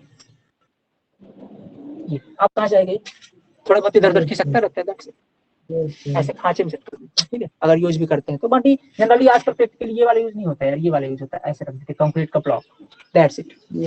एक्सपांशन हेट यूज करते हैं, इसको लग देंगे, खिसकते रहे आगे पीछे, क्या दिक्कत है, ठीक। और कोई डाउट? चलिए बढ़िया, तो आज की क्लास यहीं पे, ठीक है। बट आप मेरे को क्लास के बाद 5 मिनट के अंदर जो बोला वो करिए और फोन करिए, ठीक है। हो गया सर, हो हो गया। गया? यस अच्छा सर। ठीक है, चलिए ओके, तो चलिए क्लास एंड करते हैं। इसके बाद ये हो जाए 2 दिन के अंदर ये चैप्टर खत्म करके फिर सॉइल मैकेनिक के चैप्टर कर लेंगे। अब जल्दी जल्दी होगा, बहुत सारे छोटे छोटे चैप्टर हैं, ठीक है। देखो फर्स्ट चैप्टर हमेशा बड़ा रहता है सबका ना, अपन वहाँ पास बड़े चैप्टर कवर कर लिए, तो दोनों चैप्टर साथ में करेंगे तो आप खुद ही डाउट में हो जाओगे, थक जाओगे पढ़ापढ़, क्योंकि 2 घंटे क्लास ऑलरेडी अपनी हो चुकी है आज की, है ना। तो अपन क्या करते हैं, ये 2 दिन का चैप्टर है SFDBMD, तो कल 2-3 न्यूमेरिकल इसके करें। अब न्यूमेरिकल वाला चैप्टर है, बस न्यूमेरिकल पार्ट है इसका, कल 2-3 इसके बनाएंगे, परसों 2-3 बनाएंगे, ये चैप्टर खत्म, फिर आप खुद ही सॉल्व करिएगा। फिर आ जाएंगे अपन नेक्स्ट चैप्टर सॉइल के अंदर, ऐसे करके अल्टरनेट करके दिन पढ़ते हैं, ठीक है।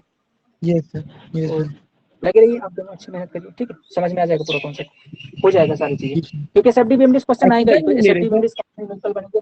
हाँ अक्षिता लोग भी नहीं ले रहे? क्या बोल रहे हो? अक्षिता लोग ने क्या बोला सर? पता नहीं, वो तो आई नहीं है, लाइव नहीं है, मेरे को नहीं पता, कोई उनसे बात नहीं हुई। Yes sir. हो गया, जहाँ तो जिन्हें ले रहा उनकी कोई बात नहीं है ना, वो लोग अपना जाने, उनको कोई इसमें कोई ज्यादा नहीं है, जो लोग पढ़ना चाहते हैं वही पढ़ो, है ना, जबरदस्ती किसी की नहीं है। चलिए, कोई नहीं, चलिए चलते हो गया, है ना। Okay, thank you so much, है ना। Thank you sir.